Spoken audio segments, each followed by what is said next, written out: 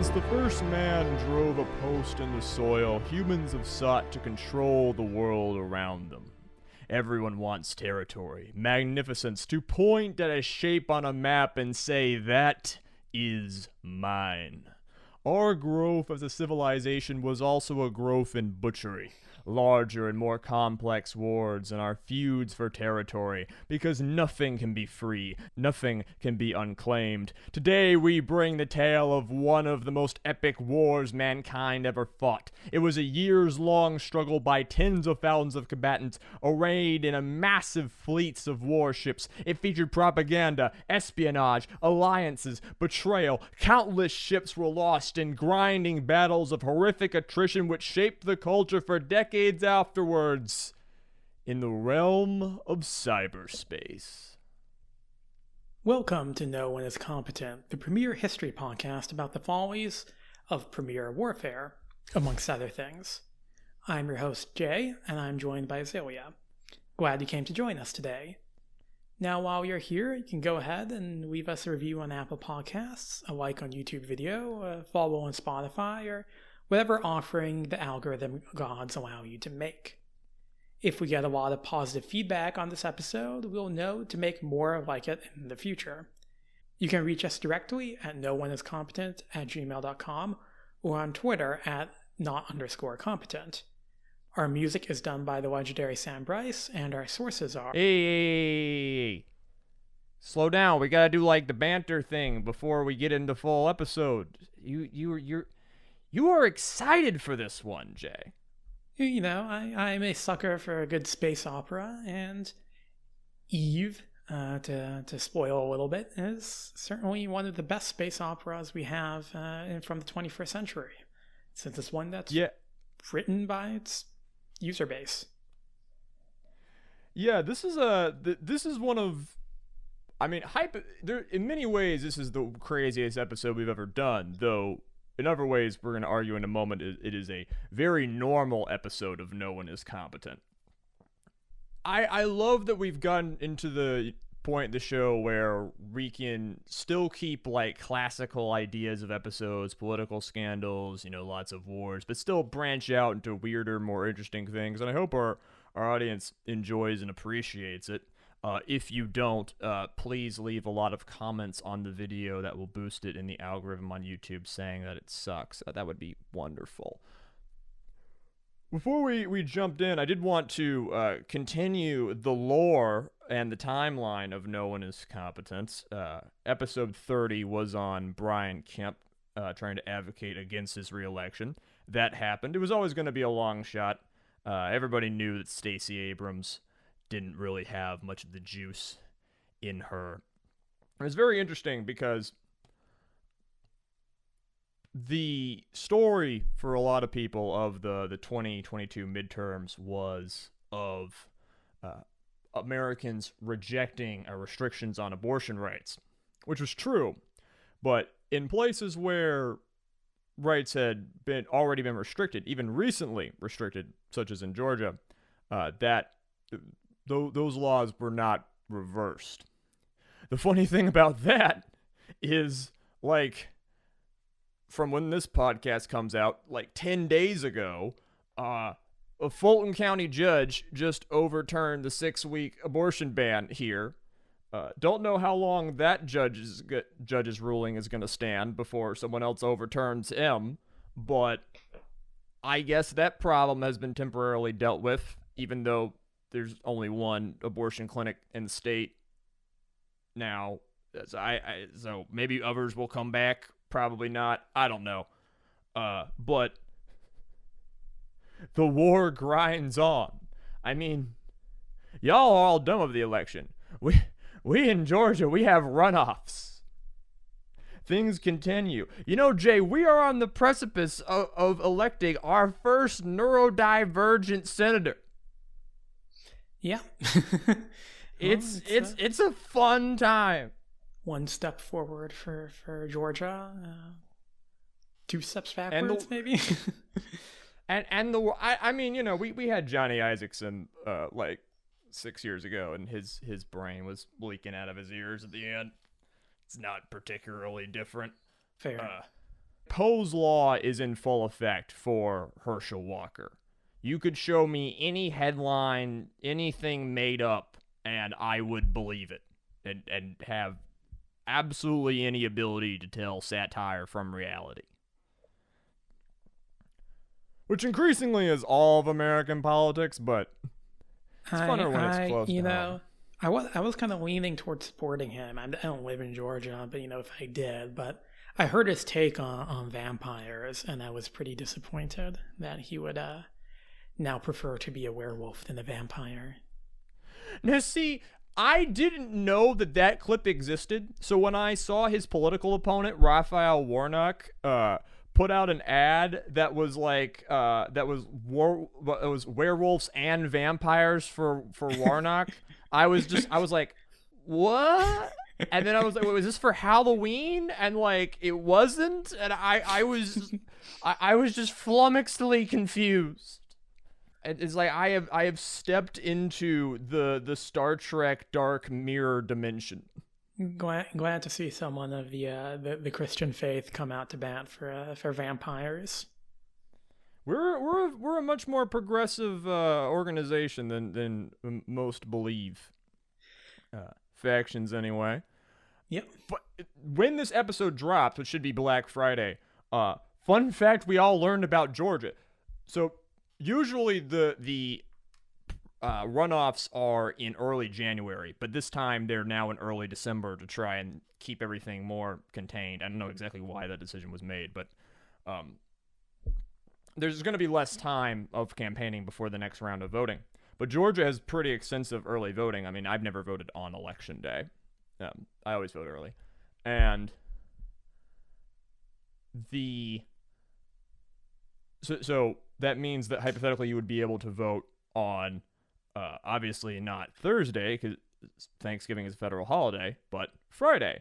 But then turns out you can't vote on the day this episode drops, because Friday is a state holiday, which no one knew about. No one I knew ever knew about. Would you like to take a guess as to what state holiday the day after Thanksgiving is in Georgia, Jay? Black Friday? I don't know. No, besides that, like of the official state holiday. Just take a shot. Just take a blind shot. Not Boxing Day? It's Robert E. Lee Day. Oh, nice. You gotta go out and celebrate your favorite Civil War general of the Confederacy. Virginian. Who's the most Alexander Stephens. Stephens, okay, yeah. He's like, Beauregard is not Georgian. Beauregard is Louisiana. Vice President of the Confederacy was from Georgia. And if you look up a picture of Alexander Stephens, he is a mouse man.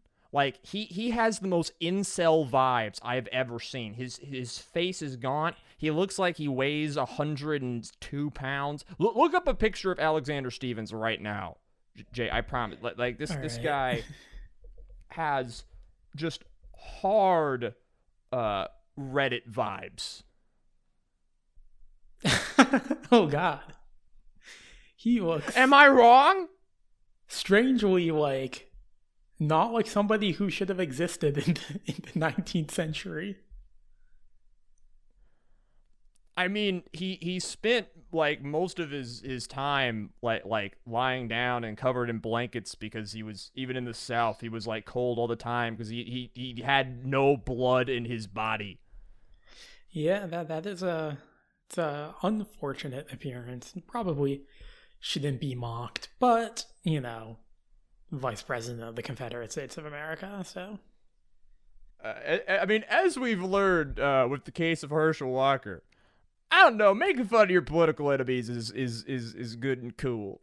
Yes. I know a lot of people are on the like, hey, calling someone ugly, even if they're a bad person, is like bad praxis and sets a bad, unhealthy precedent. And I'm just like, shut up. Okay, so what are we talking about today, Jay? before we do the sources? What is the topic of the episode? Well, the subject of today's episode is EVE Online, which is a persistent world, massively multiplayer online role-playing game developed by the Icelandic studio CCP Games. But what in EVE Online are we talking about? We're basically going to be talking about the history of the essentially player warfare in EVE, the evolution of these player-based factions, alliances as they're known, and how they kind of like sprung up and interacted with each other in the space of EVE Online. So the sources for today's episode are Empires of EVE, A History of the Great Wars of EVE by Andrew Groen. I highly recommend this book. It's actually in 2 volumes. It's excellent. It's easily the best work on this topic, and it's just a really fun read.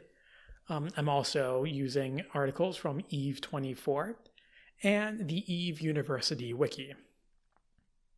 All right, so before we drop in, we are a podcast that believes in being for everyone, and we are going to drag you kicking and screaming into enlightenment and entertainment. If you are tempted to leave, if you say, I don't want to hear about a video game, I don't want to hear about some Reddit flame war on the internet, some bullshit, you're taking your ball and you're going home, I'm going to lasso you steaks. This is going to be fucking interesting. This is a whole war. There were sides, there were factions, sometimes people were up, sometimes people were down, there were technological advancements. Jay, if a historian came to you and was like, why are you paying attention to what some neckbeards did in a video game? Why is this interesting? Why should we care? Well, any historian worth their salt would recognize the value in cultural history. And EVE is a form of culture, it is something that exists. We'll say probably along this episode, virtual world versus real world. But EVE exists in the real world. It's a physical thing. You can go and buy it. You can download it on the computer. It's not ephemeral. And how people interact with it is real. That is a part of history. But to be more specific, I think what's really interesting to me is that how the setting of EVE Online is one which is set up to basically recreate the dynamics of great power politics. All the sorts of interactions you see between states and empires in the real world, and all the theories that people use to describe those interactions, liberalism, realism, defensive realism, constructivism, you can apply those all to how people interact with each other in EVE. And in a way, because it is devoid of, actual death, of actual, suffering, and so on and so forth, it allows for a kind of experimentation with these kind of international relations that you don't necessarily see in the real world, because, it'd probably be bad if it happened in the real world. So I think that's another really interesting aspect of it, especially for me. So you can easily apply international relations theory and war theory to these conflicts. Yeah, for sure. Well, there you have it, folks. But if you don't understand how MMOs work or what a MMORPG even is, do not worry. As the resident gamer of this production, I will be explaining it to you. Again, if you don't know much about the internet or video games, you're going to be fine. This actually is not that complicated.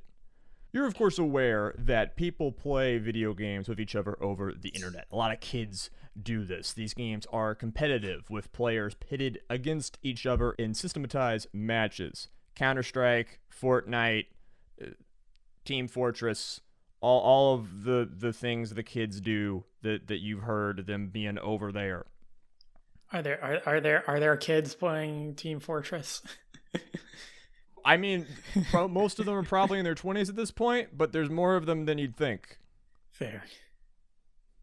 Now, online role-playing games are different and, depending on how you see things, arguably older. These are games you play by yourself. Say you mine for gold in this virtual world and then craft a necklace, or you travel into the woods to slay a troll. But while you're mining for gold or trekking through the woods, other human players are doing the same right alongside you. When you reach the troll, you might team up with someone else to slay it, and once you craft that necklace, you may sell it to another player for the game's currency. These games often have dozens or hundreds of player characters on the screen at once, sometimes interacting with each other, sometimes they're not. Generally, the new player experience, like when you first start playing one of these games, you're going to interact mostly with non-player characters and just spend a few hours getting used to the gameplay mechanics. But the in-game content of a lot of these games mostly revolves around cooperatively doing tasks with players. 6 players, 12, maybe even 50 or more people, sometimes against other teams of players or against a big task that you're given by the game. But it's a social activity. Yeah. Now, these games explode in popularity around the very late 90s, turn of the century into the aughts, when we went from EverQuest to the mainstream success and domination of World of Warcraft.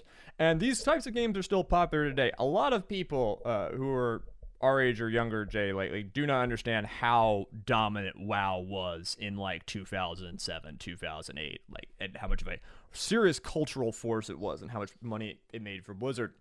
I think right now Final Fantasy XIV is the top dog of the industry. It's been out for 6 years, and this year was its greatest year ever, probably longer than 6 years. And you still have new games like this coming out. Like we had Amazon from its game studios put out New World last year. So this is, even though arguably the heyday of MMORPGs is over, they are still played by tens of millions of people across the world. They're incredibly popular in South Korea and Japan. Russia, there's ones for adults, teenagers, more child-friendly experiences. They're very, very popular. Now, most of these games are very systemized. Developers give players opposing factions to join and compete against one another.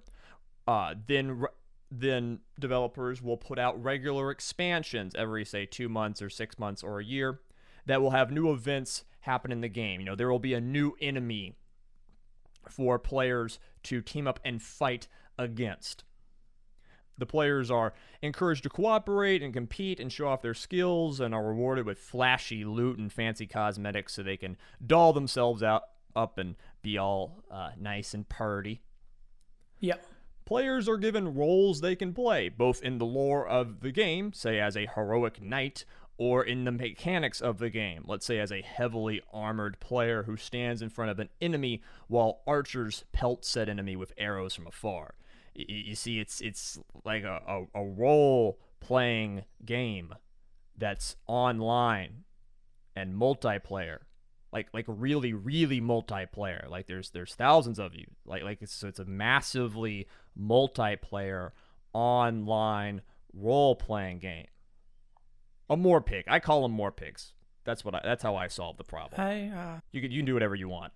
I think I'll stick with that. I actually haven't heard that before, but anyway, mechanically these games mostly have players clicking buttons on their screen to activate abilities and toggle functions on and off. You click on the screen to tell your character where to go. Some of these games are more skill demanding than others, but it's not very involved from a tactile sense. Most of the fun comes from immersing yourself in the world of the game and interacting with other players. People form long-time relationships in these games in all the messy ways humans form relationships. They talk to each other, they get to know one another, and often take their discussions to other parts of the internet. We know a lot of people who only play MMOs on Sunday evenings with a bunch of their friends in the Discord server. The ability to both play and game, and also meet people from potentially all walks of life from all over the world, is a part of the fun, random, unpredictable thrill of these games. The vast majority of MMORPGs functioned as I stated above, with developers making content and systems that are rolled out on a regular basis with players interacting with it. Video game luminary of the 2010s, Mr. B-Tongue, refers to this as a theme park style MMO. Players enter the game and ride the attractions that the developers build. Some of these games have gone on for a decade. Developers keep building attractions and players keep coming back to ride them.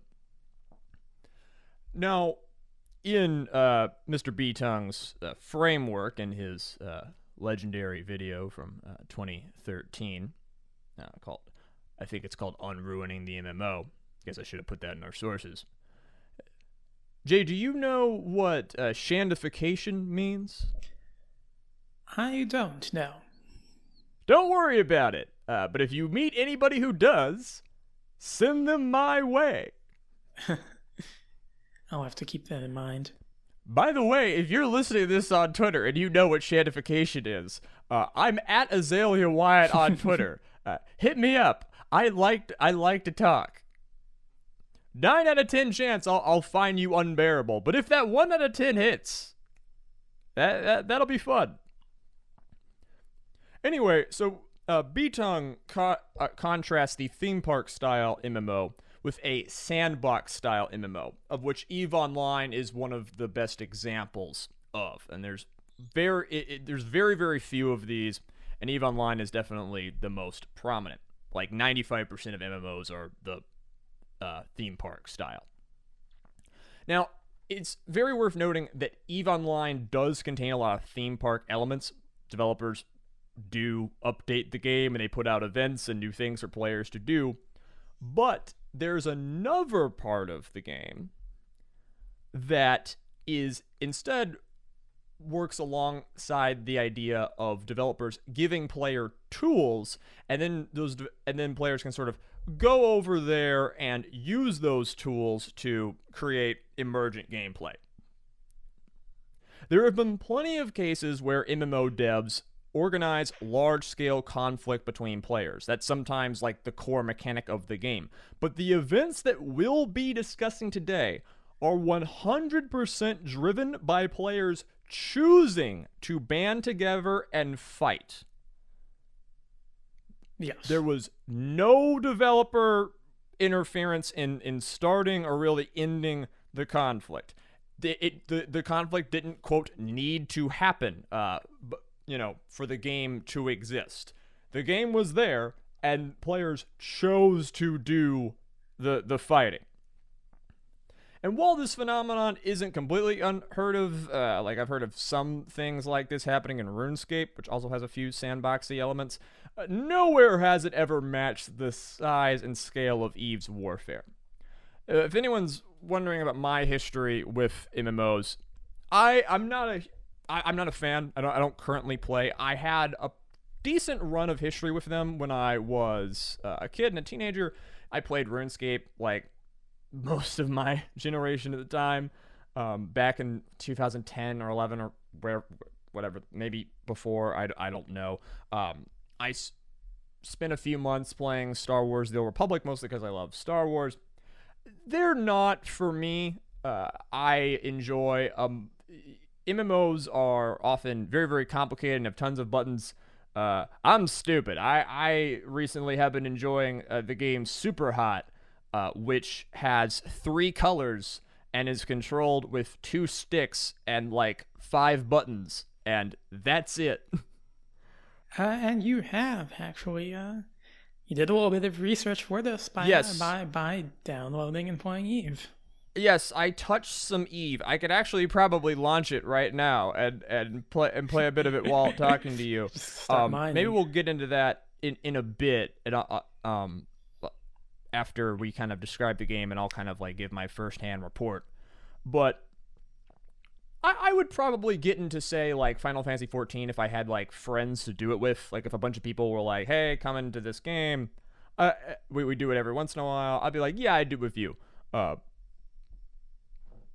So I prefer a much more tactile, shall we say, thrilling game experience.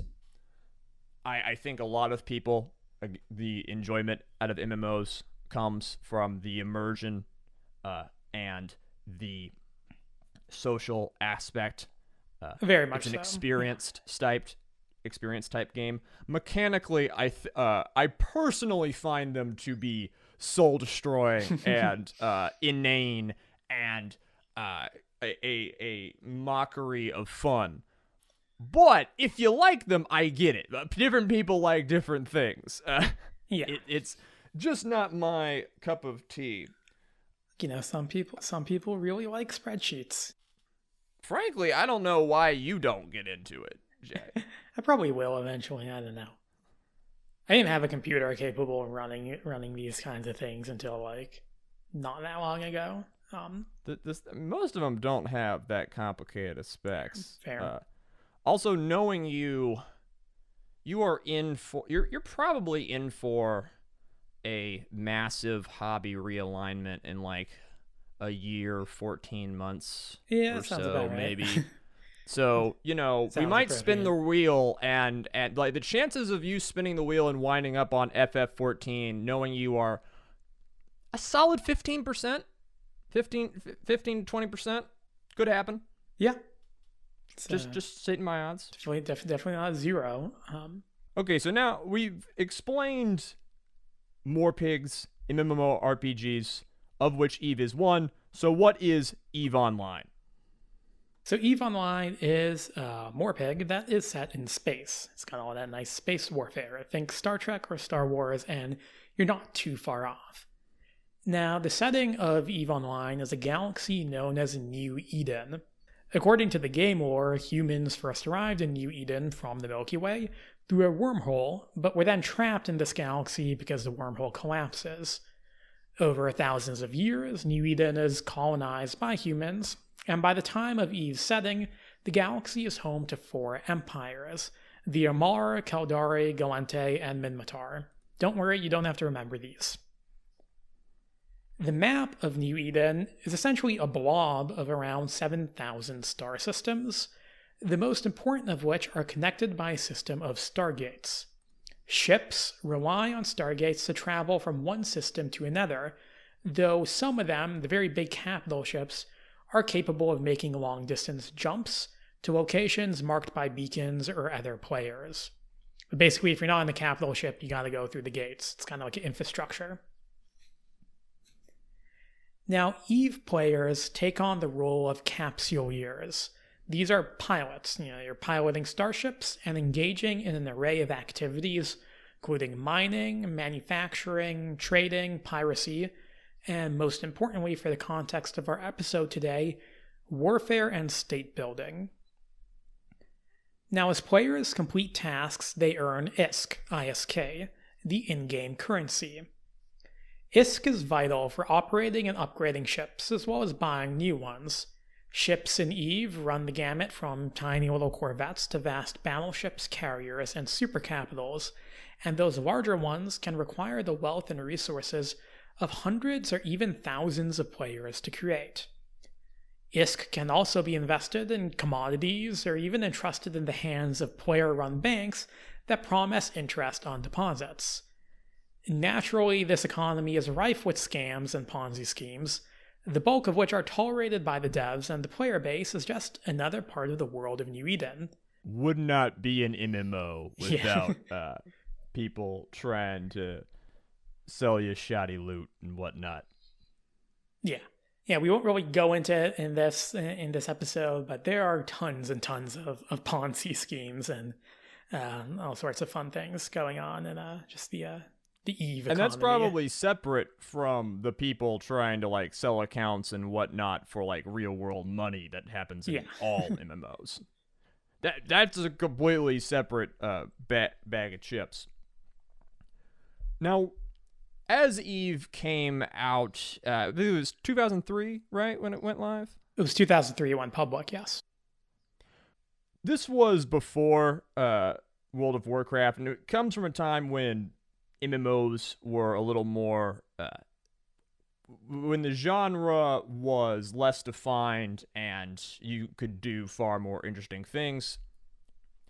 Because of this, restrictions on what people can and cannot do are fairly limited, creating a sandbox game world that is driven by the actions of the players themselves.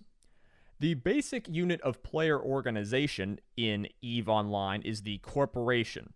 Corporations are EVE's equivalent of clans, groups of players that are united behind common leaders, goals, and objectives.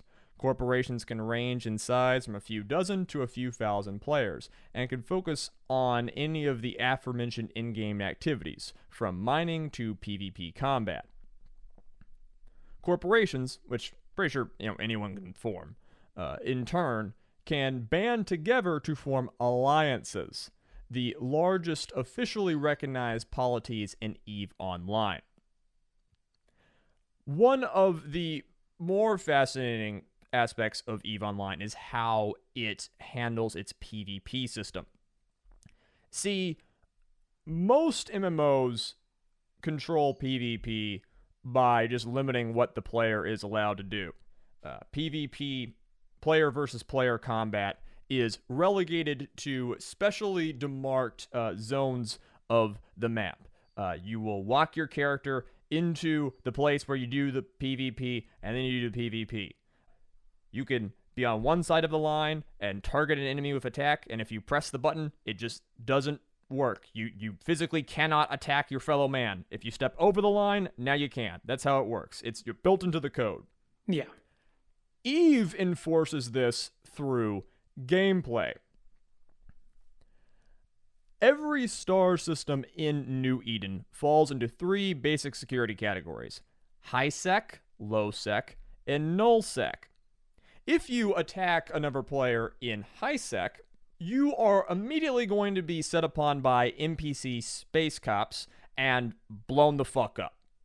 In low sec systems, the aggressor will not be destroyed by those space cops, they're called Concord ships, but will instead be marked as free game for every other player in the area to target without repercussion, and will be fired upon by nearby NPC-controlled sentry turrets. And of course, as you can probably guess, nullsec is devoid of any restrictions on PvP combat. Players are free to blow each other up as they see fit, or not. If you click on a player and see that he's in the same corporation, or alliance? Yes. As you are, you're like, oh, that guy's free to go. Another important mechanic related to the security system is sovereignty. High sec and low sec are for the most part the sovereign territory of the in-game NPC empires, okay? And most of the theme park aspects of EVE happens in the high and low sec parts of the game. That's where the devs do their shit. Yeah, that's where you have the faction wars, where you can be sign up with the Goenti and fight in the battle, stuff like that. Yeah, and if you started playing EVE right after this podcast, that's what you would be doing. Yes. For the most part. And you could probably spend a lot of time doing that, just doing the high sec stuff. And there are people who just spend their entire, gameplay experience in high sec.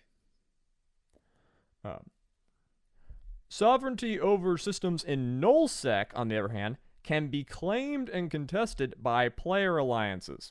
For example, if an alliance wins control over all of the space stations in a star system, it will then be automatically awarded sovereignty over that system. And I assume your name will show up on the map. Yeah. Saying these guys own this thing. So this obviously allows for turf wars. It allows for, summer of 2016 Pokemon Go. Everybody trying to go, get your color armband, go out and claim your hood for your side. Yeah, and I'm sure we'll have a picture up on the YouTube video, but if you want to know what this looks like, just Google EVE SOV map, SOV map. And, first result, you can go to the website, which will just show exactly what we're talking about. The sovereignty that's controlled by these different player alliances. HiSec, for the most part, lies at the center of the galaxy, the space owned by the 4 NPC empires.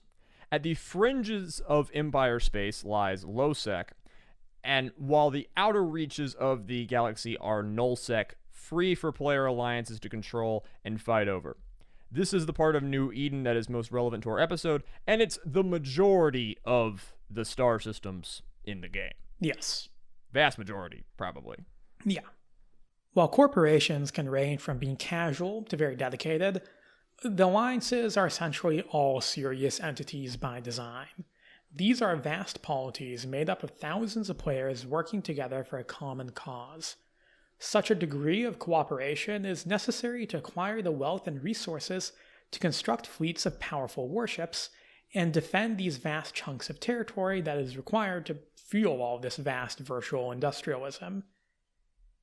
The most powerful alliances have their own systems for taxation, diplomacy, intelligence gathering, and the like. And the goal of most of these alliances is to survive, prosper, and defeat their enemies. Above even the alliances lie coalitions. Now these are alliances of alliances. Unlike the alliances and corporations, coalitions have no real in-game function, but they do play an important role in the events of New Eden. Another unique feature of EVE Online is that almost all of the aforementioned activity takes place on a single server. This is relatively unique. Yeah. Yeah. Unlike most MMORPGs that segregate their player bases amongst dozens of different servers, every EVE pilot, save for those in China, play on a single server, Tranquility. The Chinese player base has their own server, Serenity. We won't really be talking about that today, but... Gosh golly, why would the Chinese get a whole server just to themselves? Yeah, but all the stuff that we're kind of talking about today, like versions of that happen on Serenity too. They have their own faction wars and everything. But the nature of this setup gives an additional air of importance to alliance warfare. A vanquished alliance is like a conquered state. It vanishes from the map. Its players are forced to seek respite elsewhere in the galaxy of New Eden. Over the years, this galaxy has developed a history, defined by these conflicts and the actions of their key players. In summary, EVE has managed to recreate the dynamic estate competition perhaps more accurately than any other video game in history. Quick note on the single server. So, obviously most of these games, because they have hundreds of thousands, even millions of players, can't physically fit their entire player base onto a single server. Another advantage of multiple servers is for internet connection purposes. If you have a game in the United States, it would be handy to have some servers on the East Coast, some servers on the West Coast, for example. And if you're going to go worldwide, to put servers all over. I imagine the one server thing is really cool to EVE's culture because it means that players from, say, Poland, Jamaica, or Myanmar can all play the same game together. But I imagine that that having a single server that people can be varying levels of distant to, may come up. Yeah, lag will be an issue that we will talk about. I think now it's pretty decent. I don't know what sort of technological wizardry they use, but definitely early on in EVE, lots of issues with lag and the like. Now, the original intent of this episode was essentially to provide a complete overview of the history of nullsec. However, I quickly realized that doing so would essentially be impossible in a single episode without distilling it down to an endless list of wars, alliances, and coalitions, many of which have obscure and arcane names. It would probably take at least 3 or 4 episodes minimum to do that, and at that point you're just better off reading or listening to the audiobook of Empires of Eve. Instead, what we'll be doing here is presenting some of the moments in the early and kind of middle nullsec history in a chronological and hopefully connected fashion. The most interesting shit by far. Yes. So, the story of EVE's player factions goes all the way back to the early 2000s. Before the game was publicly launched, a select group of players were allowed to participate in the alpha and beta stages of its development.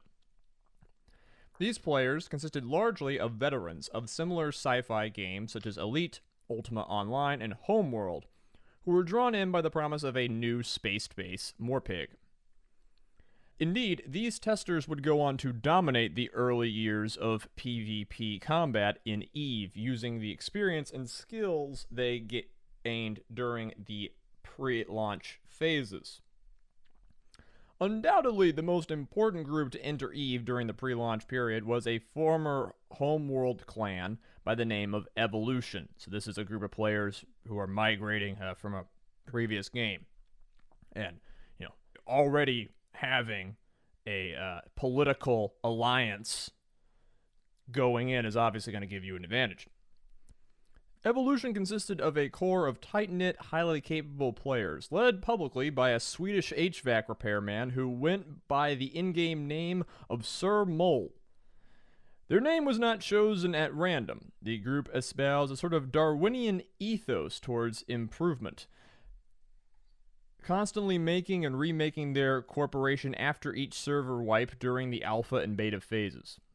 This is not to say they were not without a sense of humor. Sir Mole and his comrades delighted in shooting at the devs and even killing in-game one of the first journalists to ever be invited to play EVE.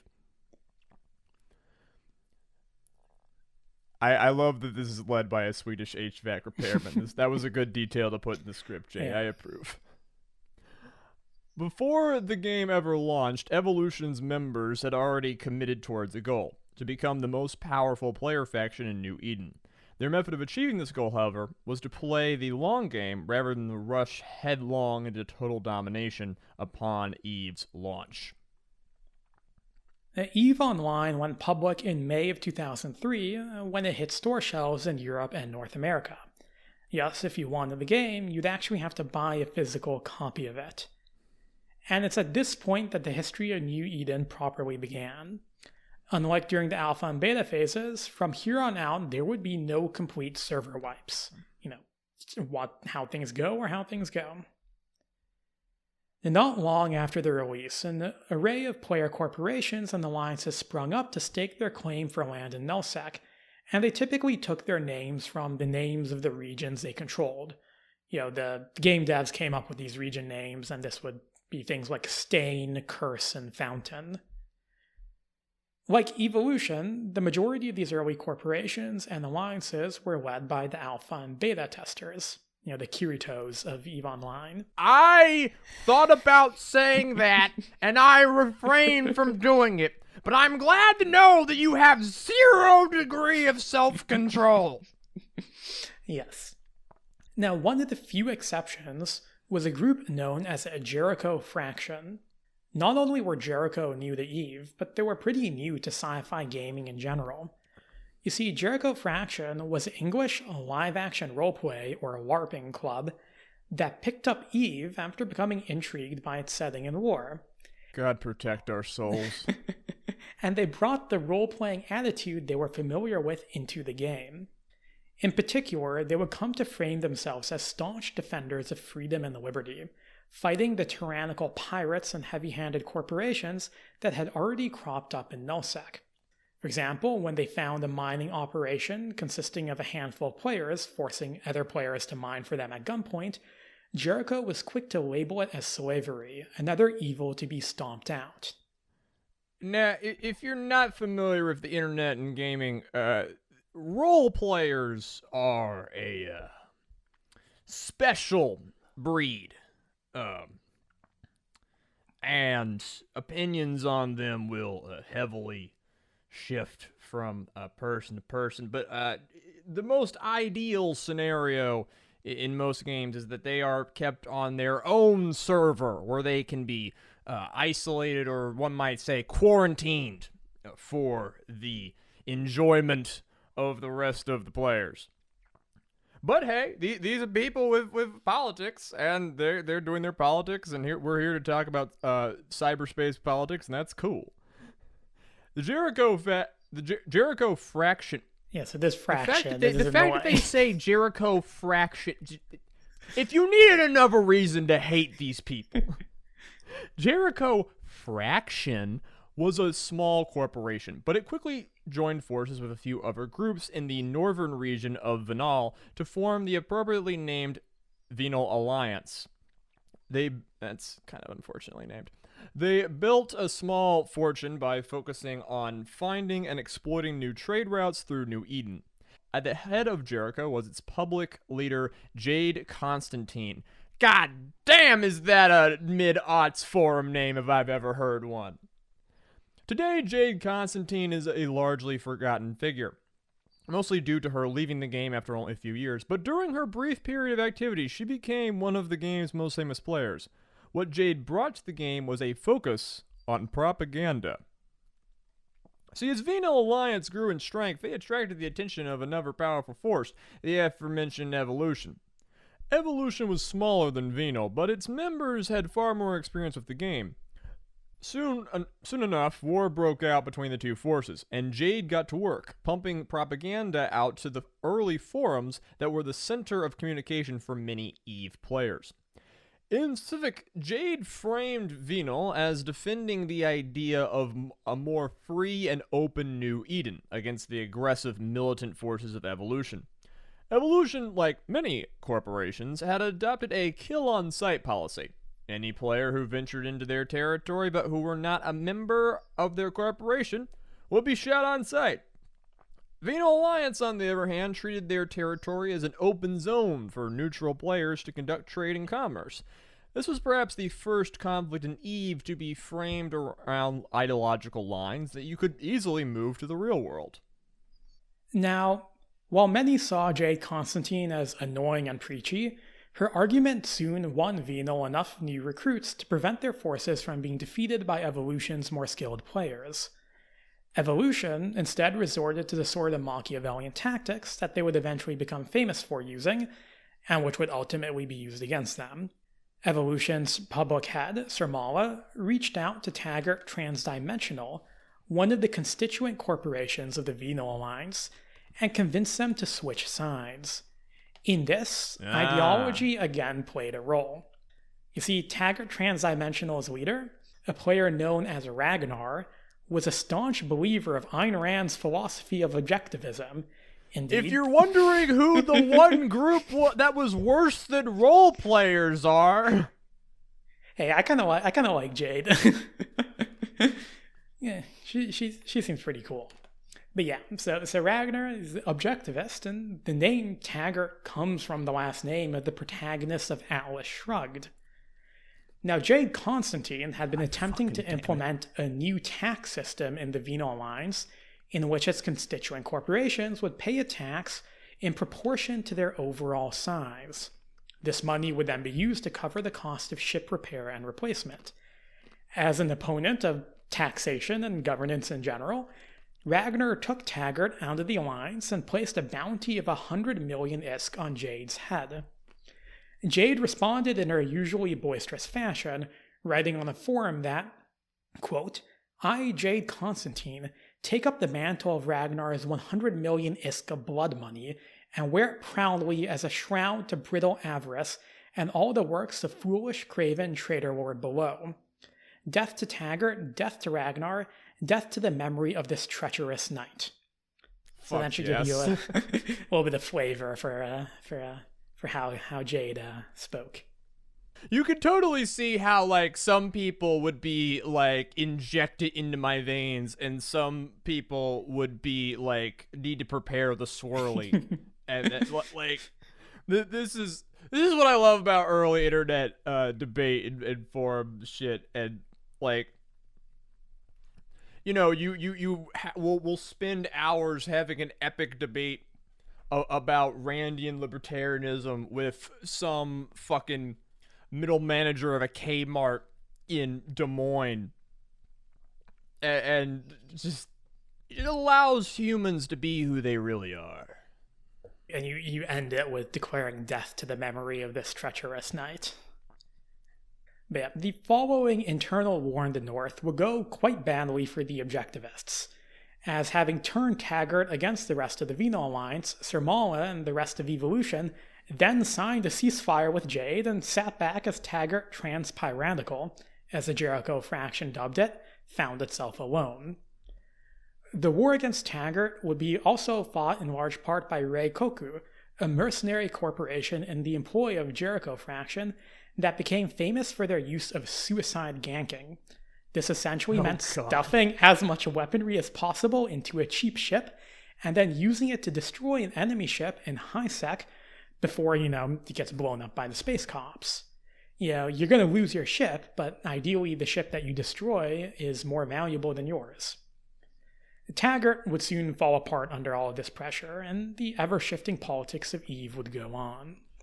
So, already in our first in our first early conflict, we have massive we have policy debates, political debates, let's say a policy difference starting the war, then a political difference affecting the war, and the sub-war on the forums, alliances, betrayals, counter betrayals, and then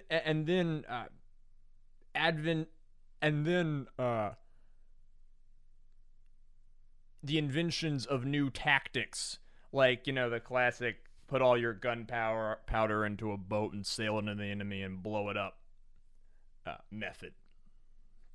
This is just the beginning. Just the beginning.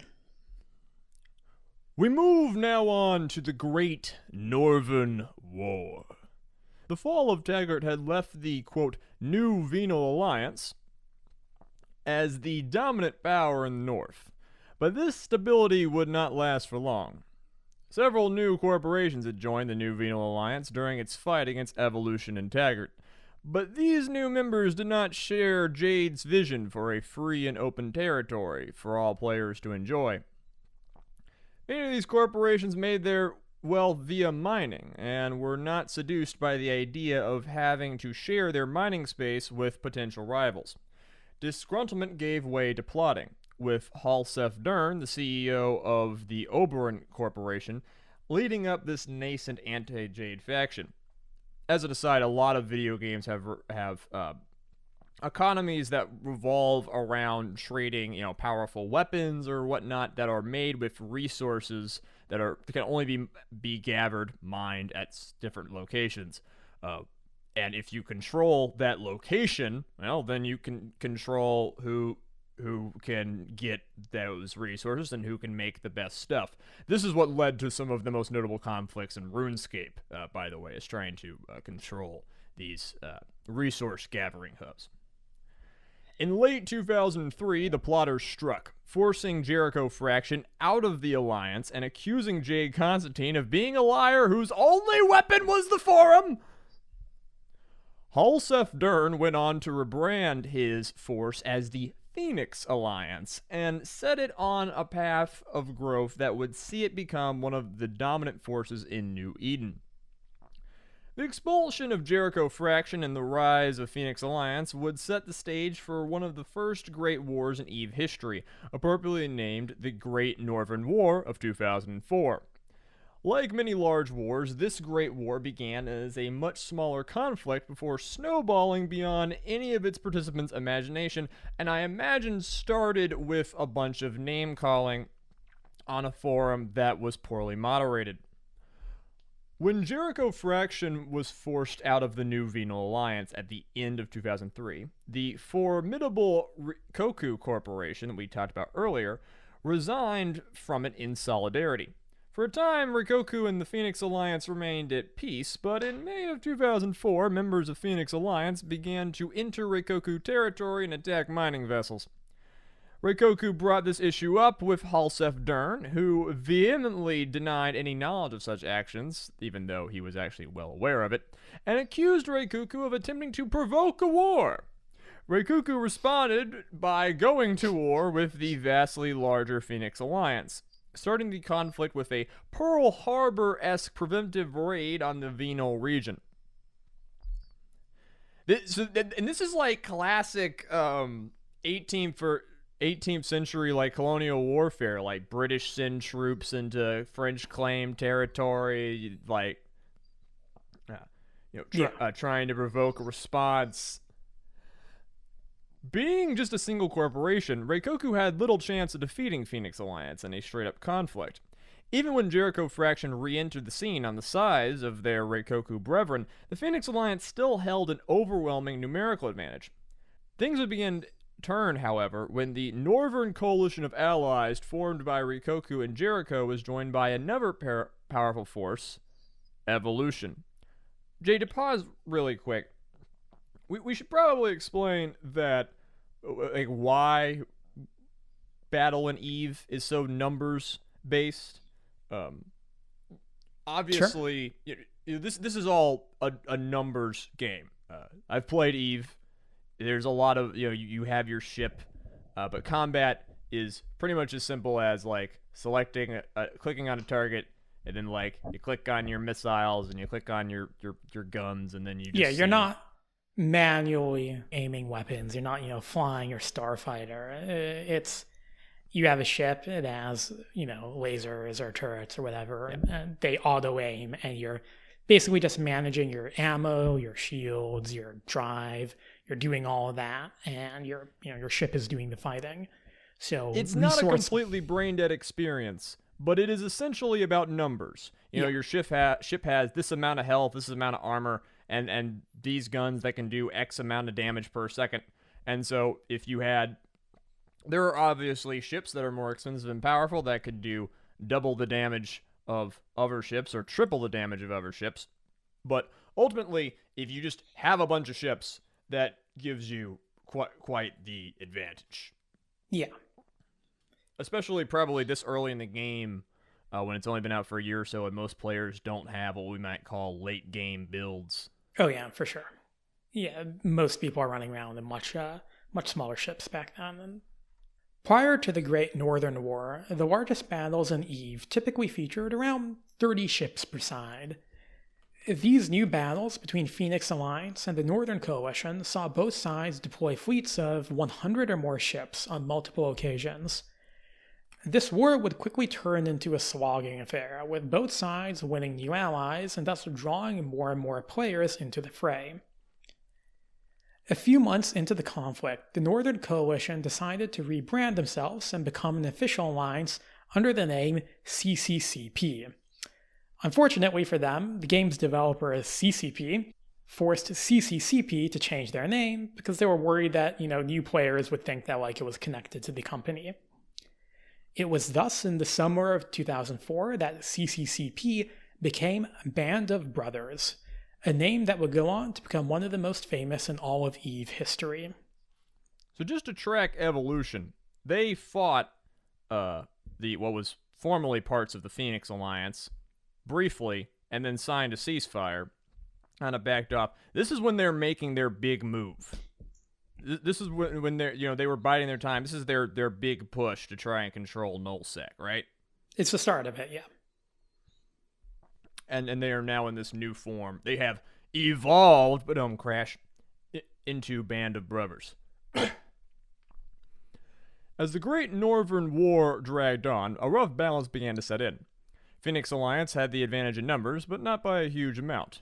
Band of Brothers had the advantage in unity and communication, still consisting of the tight-knit groups fighting behind leaders such as Sir Mole, Jade Constantine, and Reikaku's Galavet.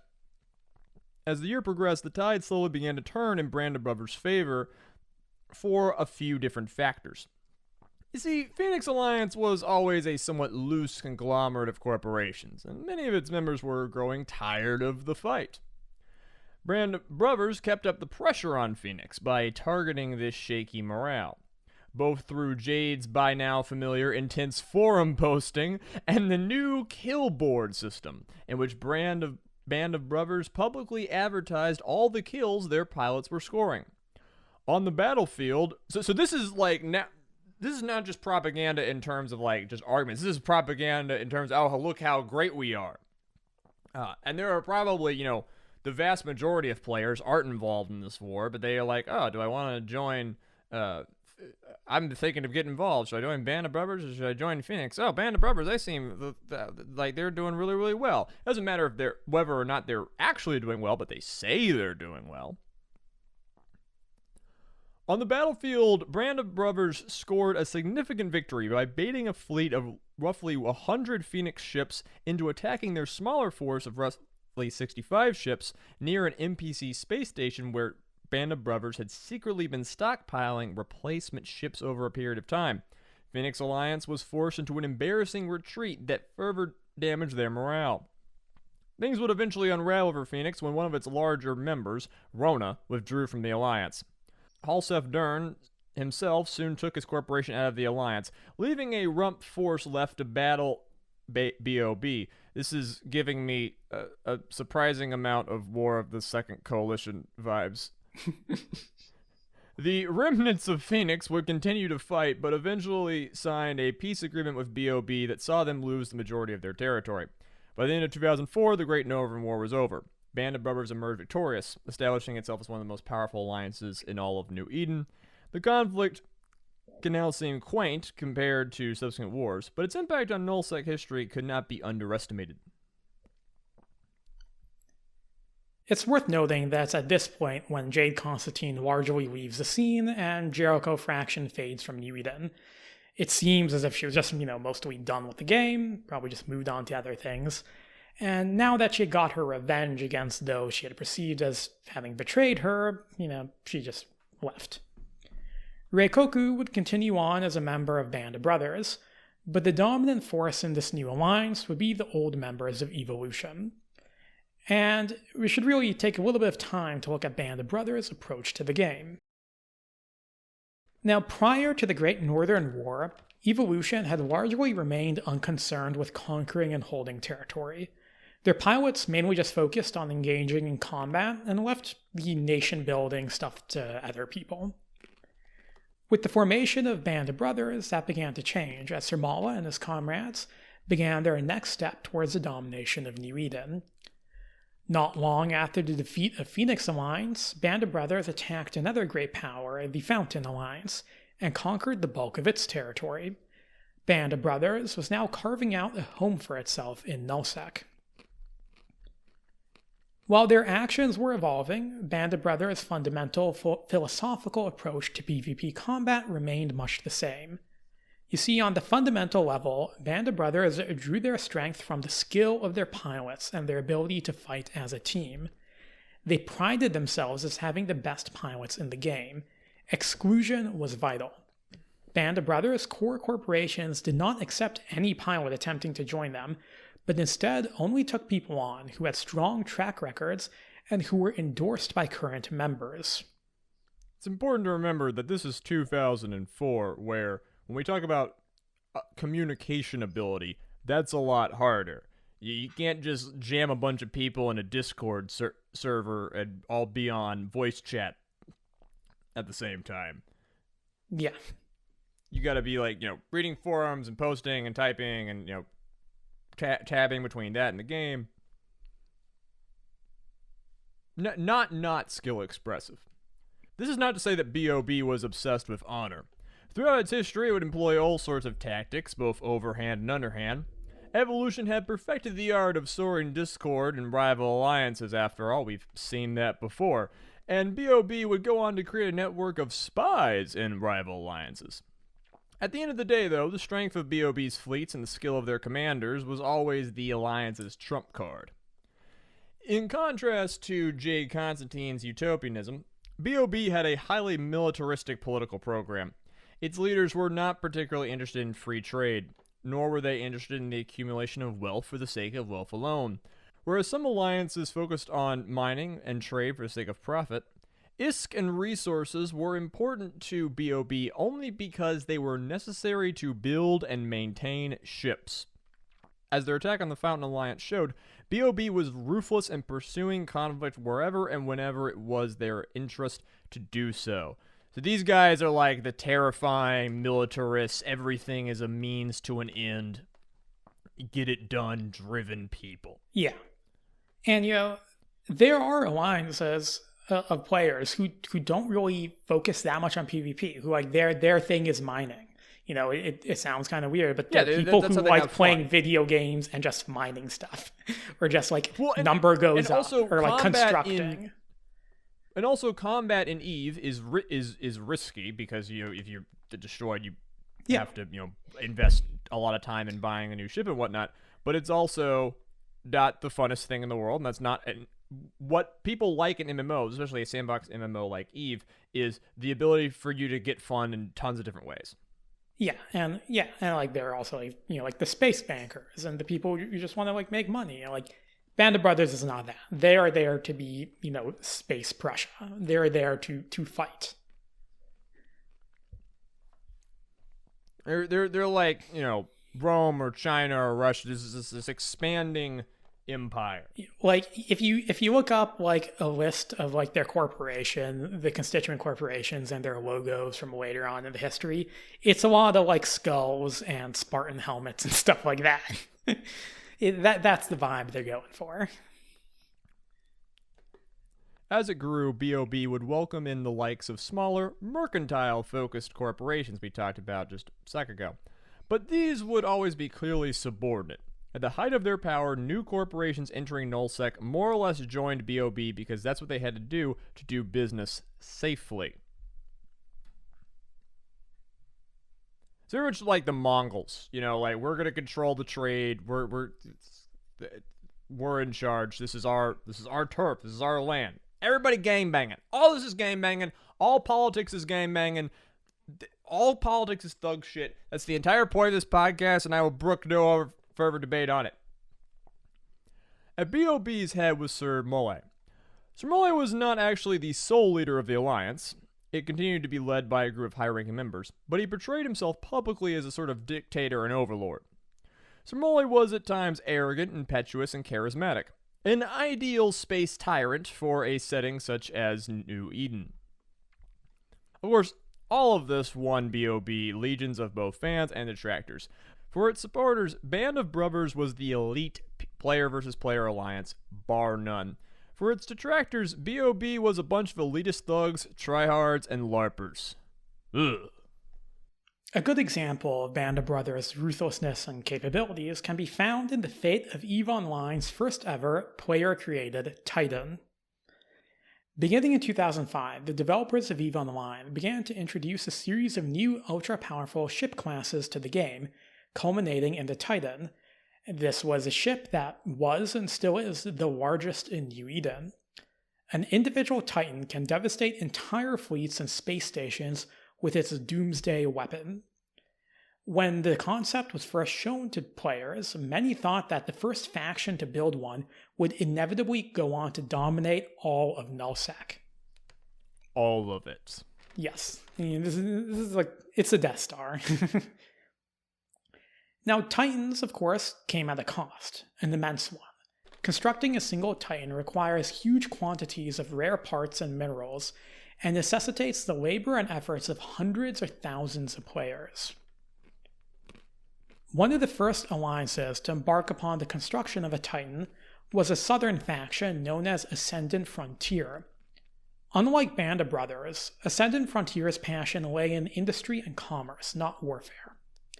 The group, which had largely been formed out of players who joined EVE after the death of a rival game, Earth and Beyond, that was like a kind of EVE-like game made by EA, and EA pulled an EA and shut it down. Wouldn't be the first, wouldn't be the last. Yeah. So yeah, these guys, they join EVE and they build their wealth in HighSec, and they don't really care that much about dominating nullsec. They do have some territory in nullsec because some of these things you have to build there, but generally they prefer diplomacy to conflict. The allure of pulling off the greatest construction project in EVE history, however, was an tempting one for an alliance that prided itself on its engineering might.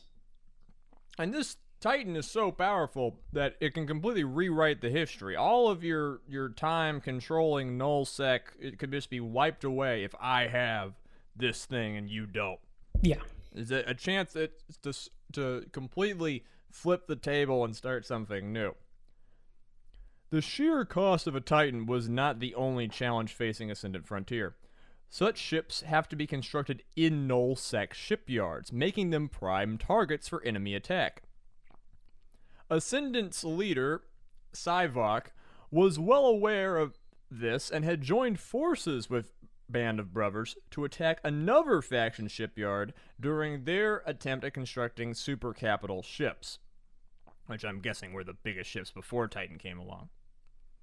Sivok had done that largely in an attempt to build up a relationship with BOB, but now feared that the same fate would befall Ascendant's Titan aspirations.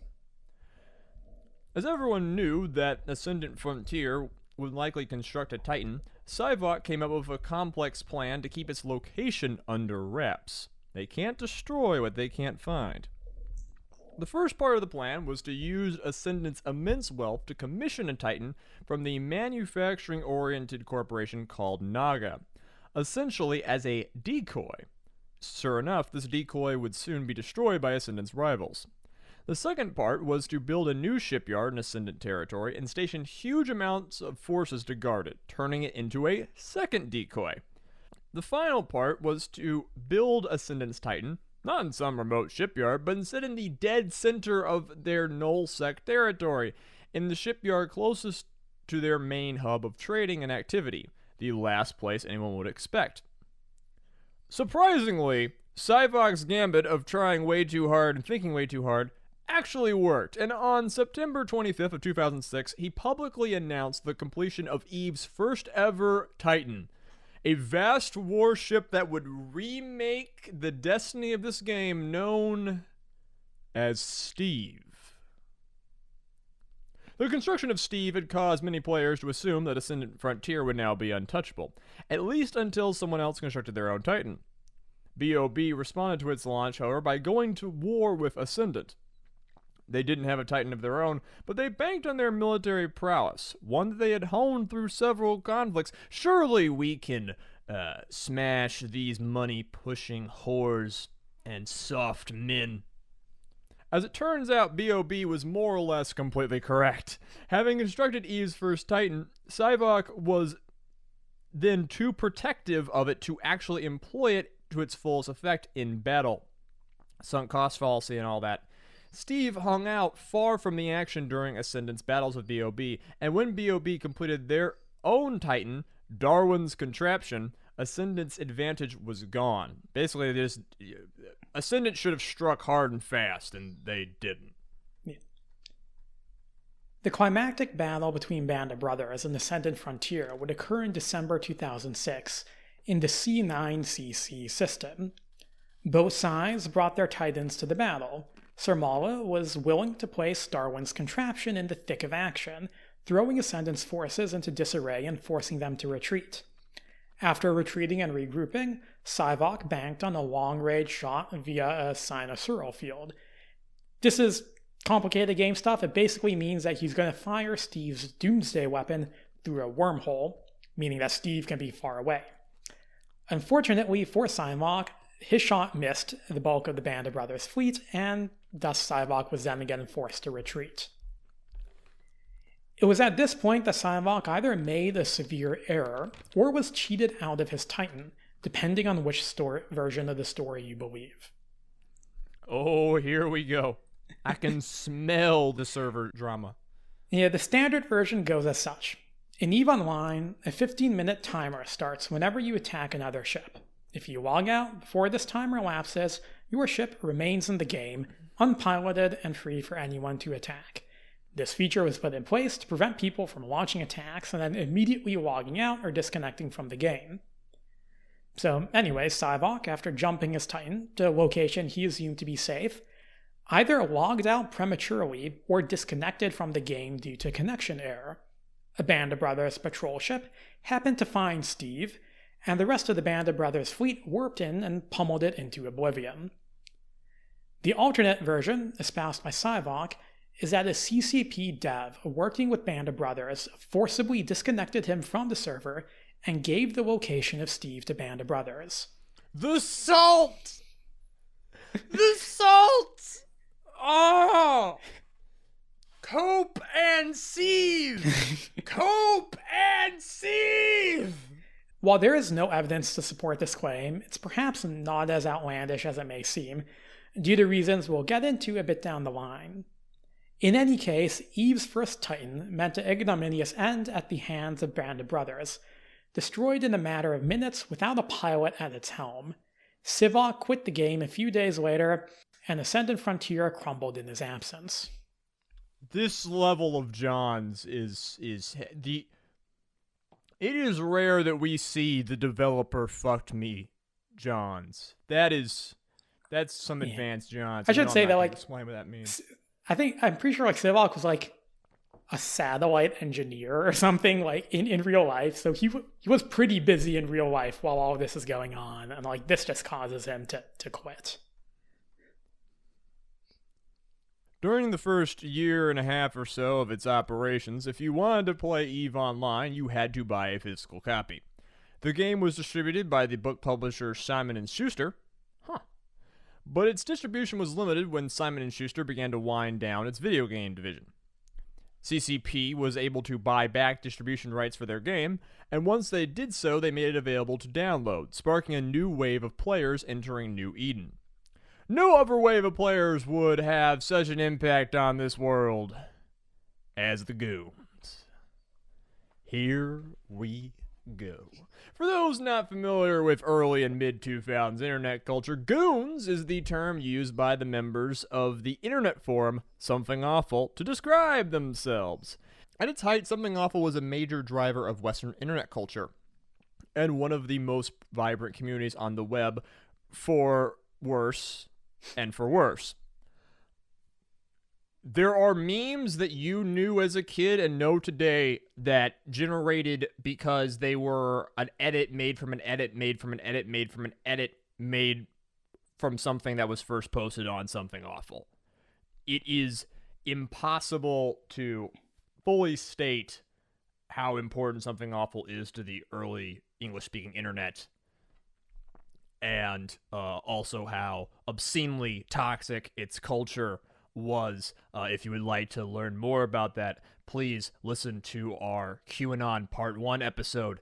If you're wondering how an internet forum in the early 2000s is connected to a American political extremist movement,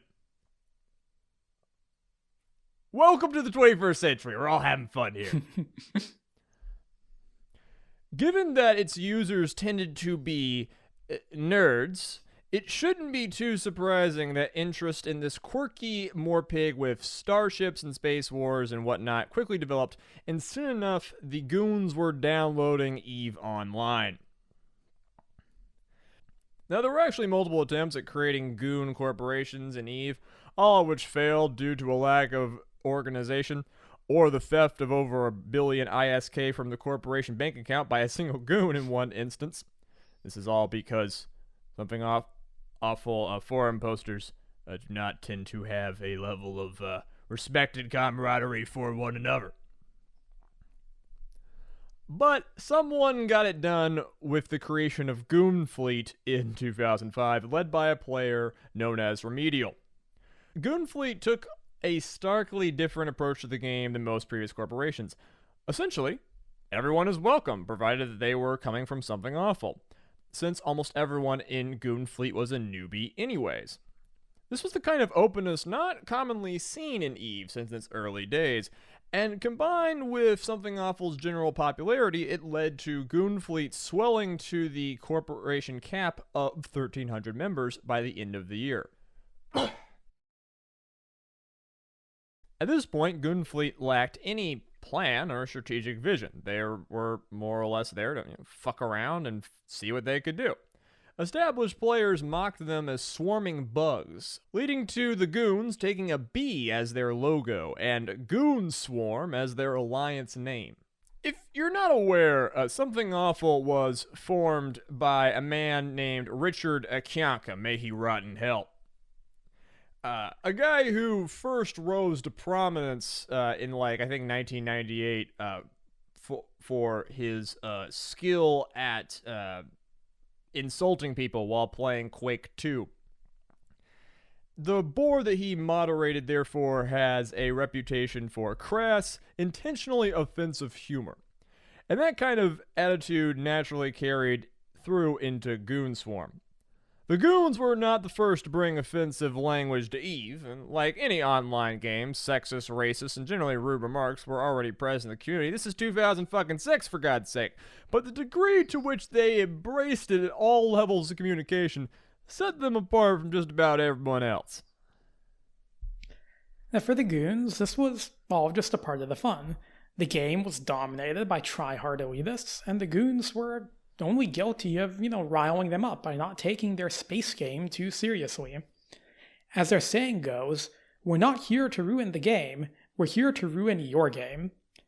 In any case, a major part of Goon propaganda to this day is that the Goons, don't actually care much about Eve, not enough to get mad about it, win or lose, unlike their enemies. It's the playground, I'm not mad, you're mad.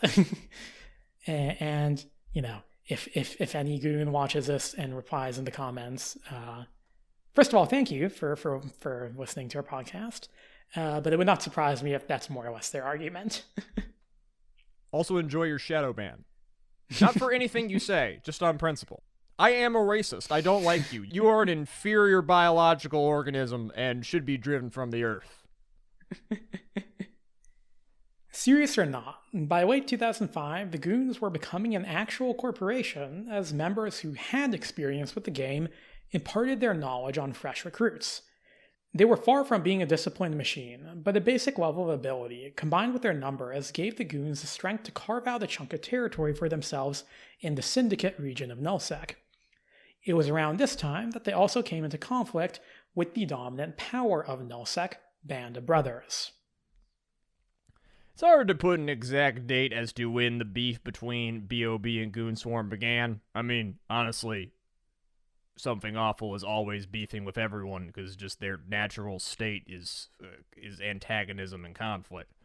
But it is likely that direct confrontation could have been delayed, if not outright avoided, if it weren't for an incident in which the leader of the Goons, Remedial, publicly mocked the real-life death of a member of Band of Brothers, if you still have questions about who these people are on the inside. This sort of humor was commonplace on Something Awful, but distasteful elsewhere. Sir Mole retaliated by blockading Syndicate. And what's Syndicate? This is the region where Goonswarm is based. Yeah, so B.O.B. blockades Goonswarm's place and blasts every goon their fleet can get their hands on before leaving after about a week. Goons would later claim Sir Mole used Remedial's post as an excuse to do what he always wanted to do, crush a rising power in Nullsec, though personally we find these claims dubious. B.O.B. had the ability to inflict far more permanent damage on the Goons if they had wanted to at the time, and their actions do read more as a brief, albeit very aggressive, punitive raid rather than an actual Goonocide. It is what they actually call it. God bless America. I did not make that up. The brief skirmish between the two factions left the Goons weakened yet emboldened. They had survived being attacked by the most powerful faction in the game, and their strength in numbers was beginning to show. They had also realized, however, that they would need some allies if they wanted to establish themselves as a nullsec power in their own right. Remember, these are literally classic internet trolls. If you give them attention and you say you hate them, they won. Yeah. They have no values, they have no desires, they have no cares. They just want you to be mad. Yeah, pretty much. Your only solution is to not be mad. Or gas chambers, depending on what your politics are. Anyway, Jay, what's our next topic? So, our next topic will be, that alliance. Now, the Goons would find their allies in the form of another embattled faction, the predominantly Russian Red Alliance. The Red Alliance... How appropriate. Yeah. How creative. Yeah, they picked their name. I guess, they just wanted to roll with it. But yeah, the Red Alliance had briefly been one of the strongest powers in the South.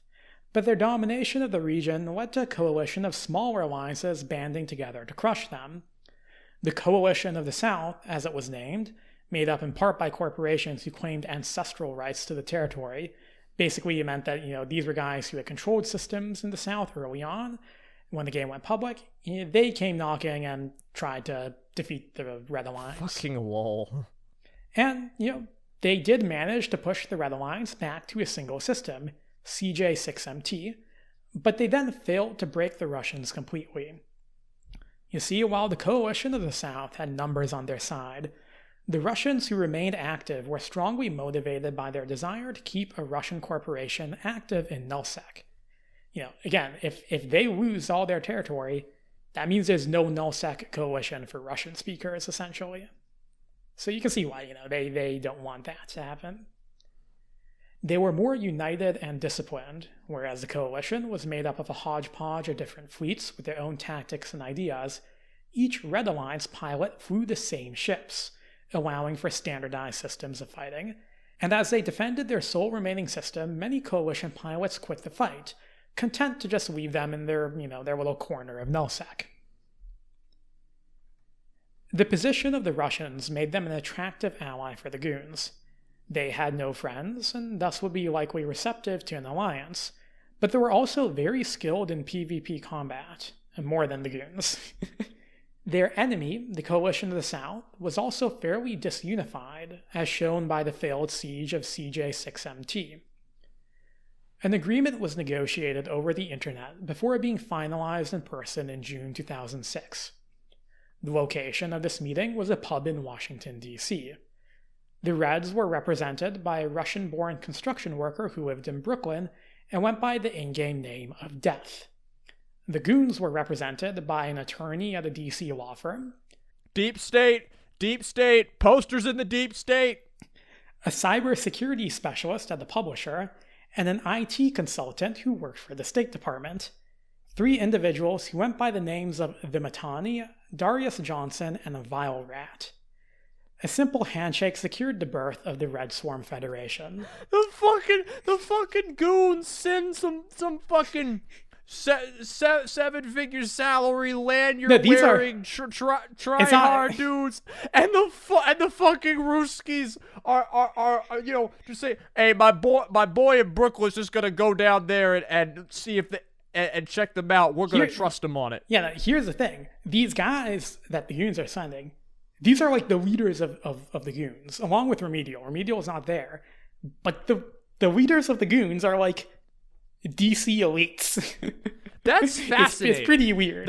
People forget how, because everyone assumes everyone on 4chan is an 18-year-old. No, it's not just kids online. Yeah, like people in their even back in 2007, 2006, people 30 somethings and 40 somethings were very involved online. Yeah, you'll see the Matani in particular a lot of times described as a lawyer for defense firms in DC. I looked up his LinkedIn. He was a staff attorney at a DC law firm, so he was not a big shot, but he was a lawyer in DC. And the Ruskies are sending a Brooklyn construction worker. I'm just wondering, you bowed to the bar, did they know who to look for? You ask around, it's just fucking. This guy sits down, drinks. Good on Death. He had to make the drive. That's quite the haul. Yeah. Within months, the combined forces of RedSwarm had overwhelmed the Coalition of the South. Goonswarm plus the RedSwarm. That's what we're calling them now. Most of its members had been defeated or switched sides. The final significant power opposing RedSwarm was Lotka Volterra, the strongest single member of the coalition. This is very interesting that Goonswarm is hey, we're going to help you Russians take over your old territory. I like it. It's a good diplomacy. The war against the coalition saw the Goons displaying their newly developed tactics.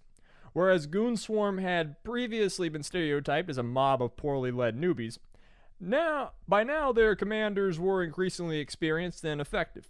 While the average goon had probably less skill than the average player in many of the other big PvP factions, Goonswarm's commanders, with the aid of the Ruskies, had figured out how to utilize their numerical superiority to devastating effect. An example of this would occur at the Battle of 1V-L12. Wonderful. A large RedSwarm fleet attacked this core Lotka-Volterran territory, only to find themselves on the receiving end of a doomsday blast from a titan they did not even know Lotka-Volterra possessed. This attack was the single most deadly attack in EVE history up to that point, as unlike Steve, the Lotka-Volterra titan did not miss. Yet the RedSwarm Alliance was able to eat these losses and continue to press the attack, with carriers bringing up new ships for their pilots to jump into. Lotka-Volterra was forced to retreat, their titan proving incapable of handling such a numerically significant enemy. And this all sets the stage for our final subject, the Great EVE War. Yeah. And before we get to this war, we should look at the political situation that's going on. I fucking love this. You could apply the same thing of, what are the Dutch doing in 1805? What's the something awful forum smelling like in April of 2007? Yeah. Now, before we get to the Great EVE War, it's worth looking at the political situation that's going on at the start of 2007. Now, at the start of 2007, Nullsec was dominated by four great powers. You have Band of Brothers in the west, Lotka-Volterra in the southwest, RedSwarm in the southeast and east, and Northern Coalition in the north.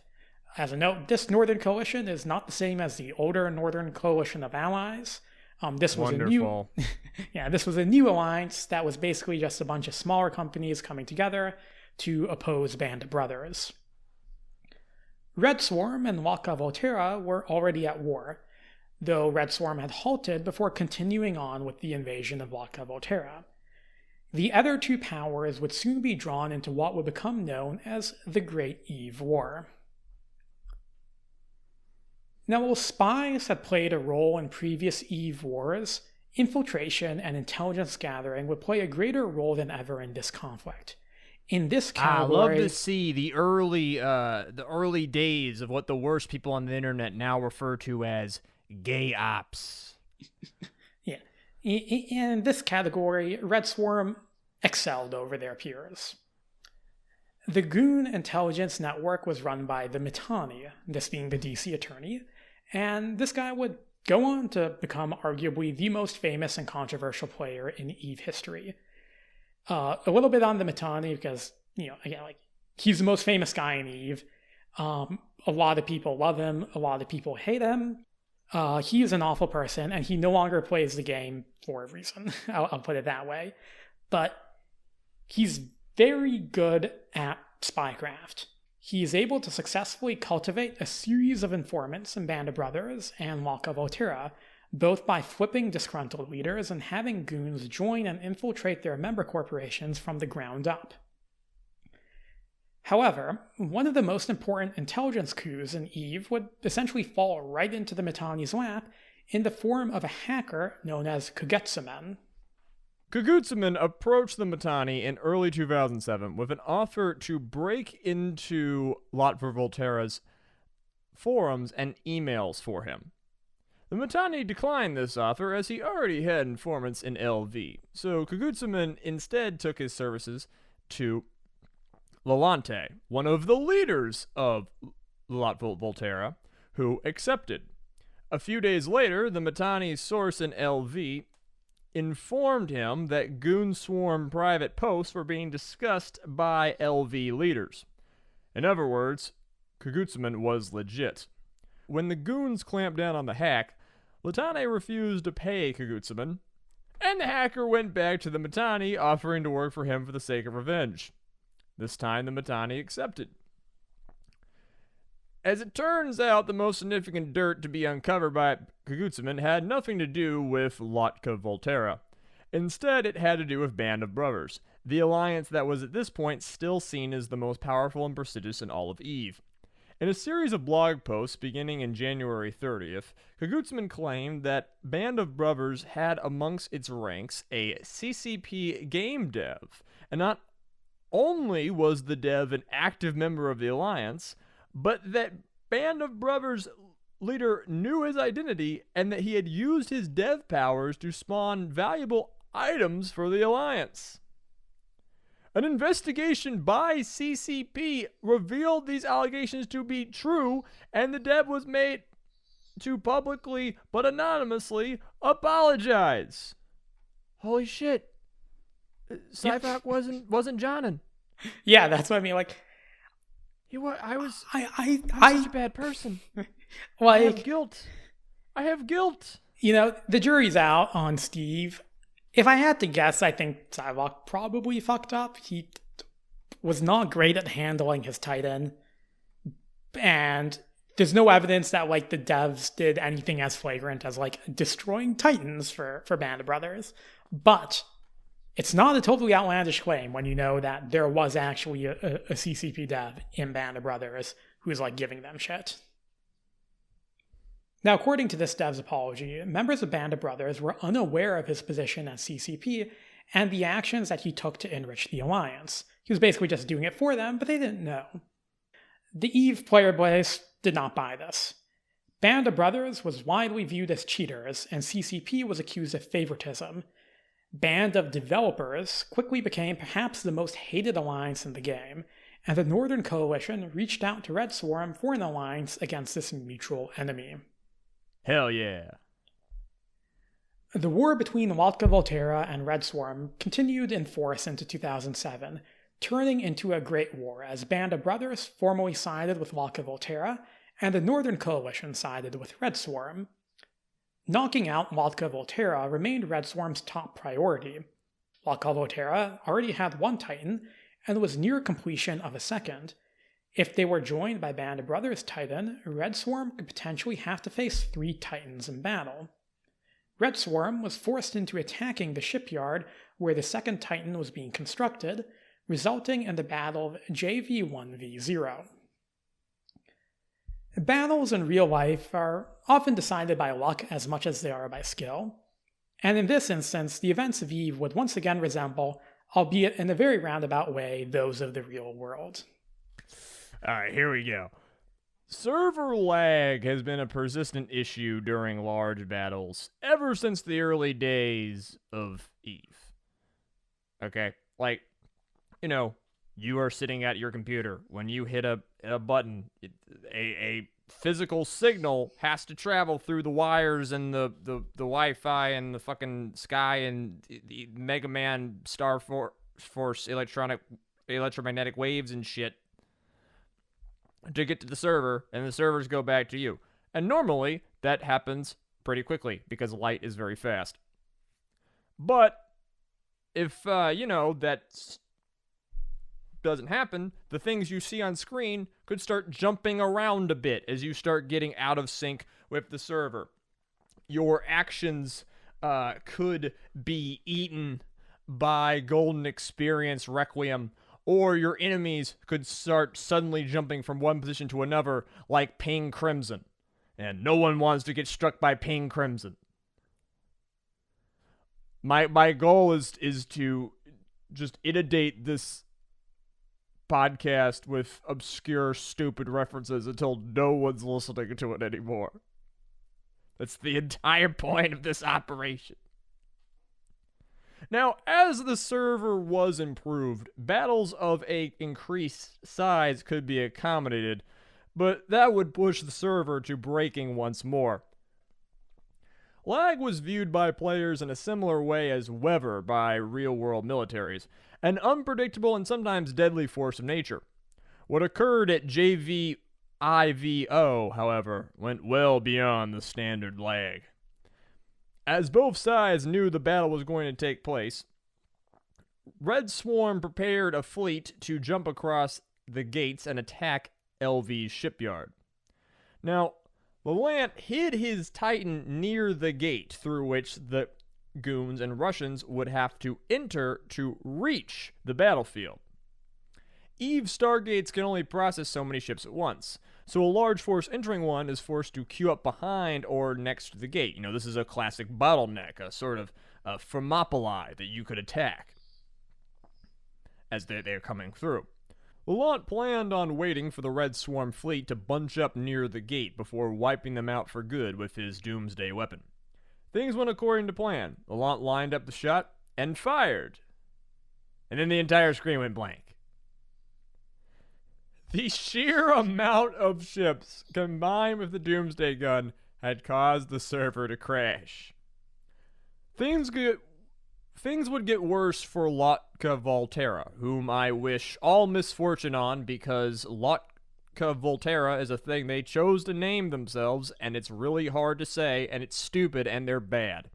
Apparently it's named after predator-prey equations, like, biologists are doing math on predator and prey relationships. It's called the Lotka-Volterra equation. Oh, they're bio majors. Well, that certainly'll make me hate them less.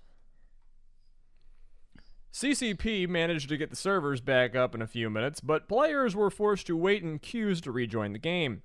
RedSwarm already had a large number of players in queues, whereas most of LV had logged in prior to the crash, so RedSwarm's players were given higher priority. As the battle commenced, hundreds of RedSwarm players faced off against a mere handful of LV opponents. Hundreds of LV ships and their under-construction Titan were wiped out. The complete Titan was able to escape the bloodbath, but LV's morale was shattered, and from there on out, RedSwarm overran their territory with minimal opposition. By March of 2007, the Lotka-Volterra were gone. As Lotka-Volterra disintegrated in the south, the Northern Coalition was being brutalized in the north by the aptly named Mercenary Coalition, a powerful corporation of mercenaries that had given their services to Band of Brothers. The Northern Coalition would eventually bounce back and play a significant role in the defeat of Band of Brothers, but it was clear that the main fight going into the next phase of the war would be between Band of Brothers and the RedSwarm Federation. Now here I think I want to go over again, the differences in how Band of Brothers and RedSwarm, specifically the Goons, approached the game and how they thought about the game. If you remember, Band of Brothers, they're the old school guys. They're the alpha and beta testers. They're the guys who have these tight-knit groups, and they pride themselves on being the best players, the best pilots. And they're a bit exclusionary. They don't accept anyone. They only accept the best of the best. And their approach to warfare is largely defined by that, by being the best at fleet combat. They'll do shady shit. They'll spy on people. They do have a spy network. They will try to break up alliances. They'll backstab people, and they'll do that. But ultimately, all their thinking rests on, fleet battles. That is their bread and butter.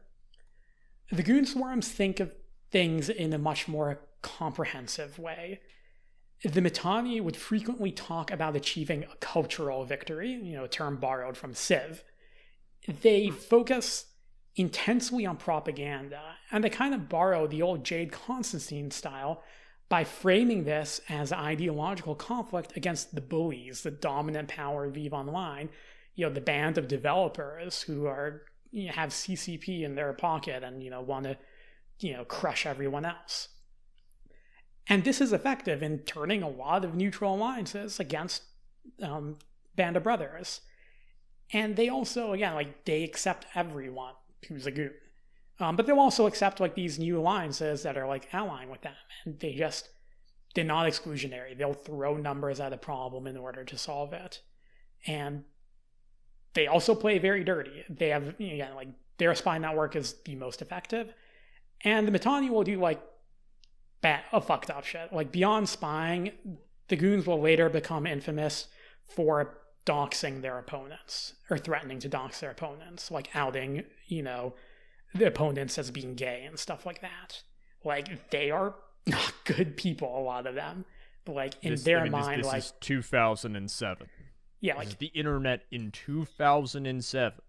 Yeah, they take a very comprehensive approach to warfare. One of them would even say that the metagame is the real war. And yeah, this is a time when the internet you could say there was a real war over the internet. Something Awful versus 4chan and other sites. This is the height of people banding together and raiding into different games and forums and disrupting other cultures.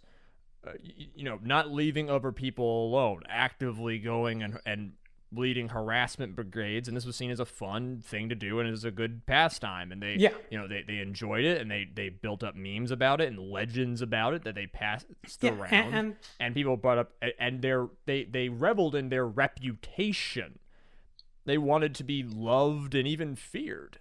Yeah, and because Band of Brothers did have that deb on their coalition, like that gave credence to the Goon propaganda, and the Goons were and still are very good at propaganda. Like you read about any of these topics on Eve, you on like Reddit or whatever, you'll find a lot of the comments are written by active Goons, and they're all written in like propaganda language. Like they have a style of writing that they've honed, and they will frame themselves as the good guys.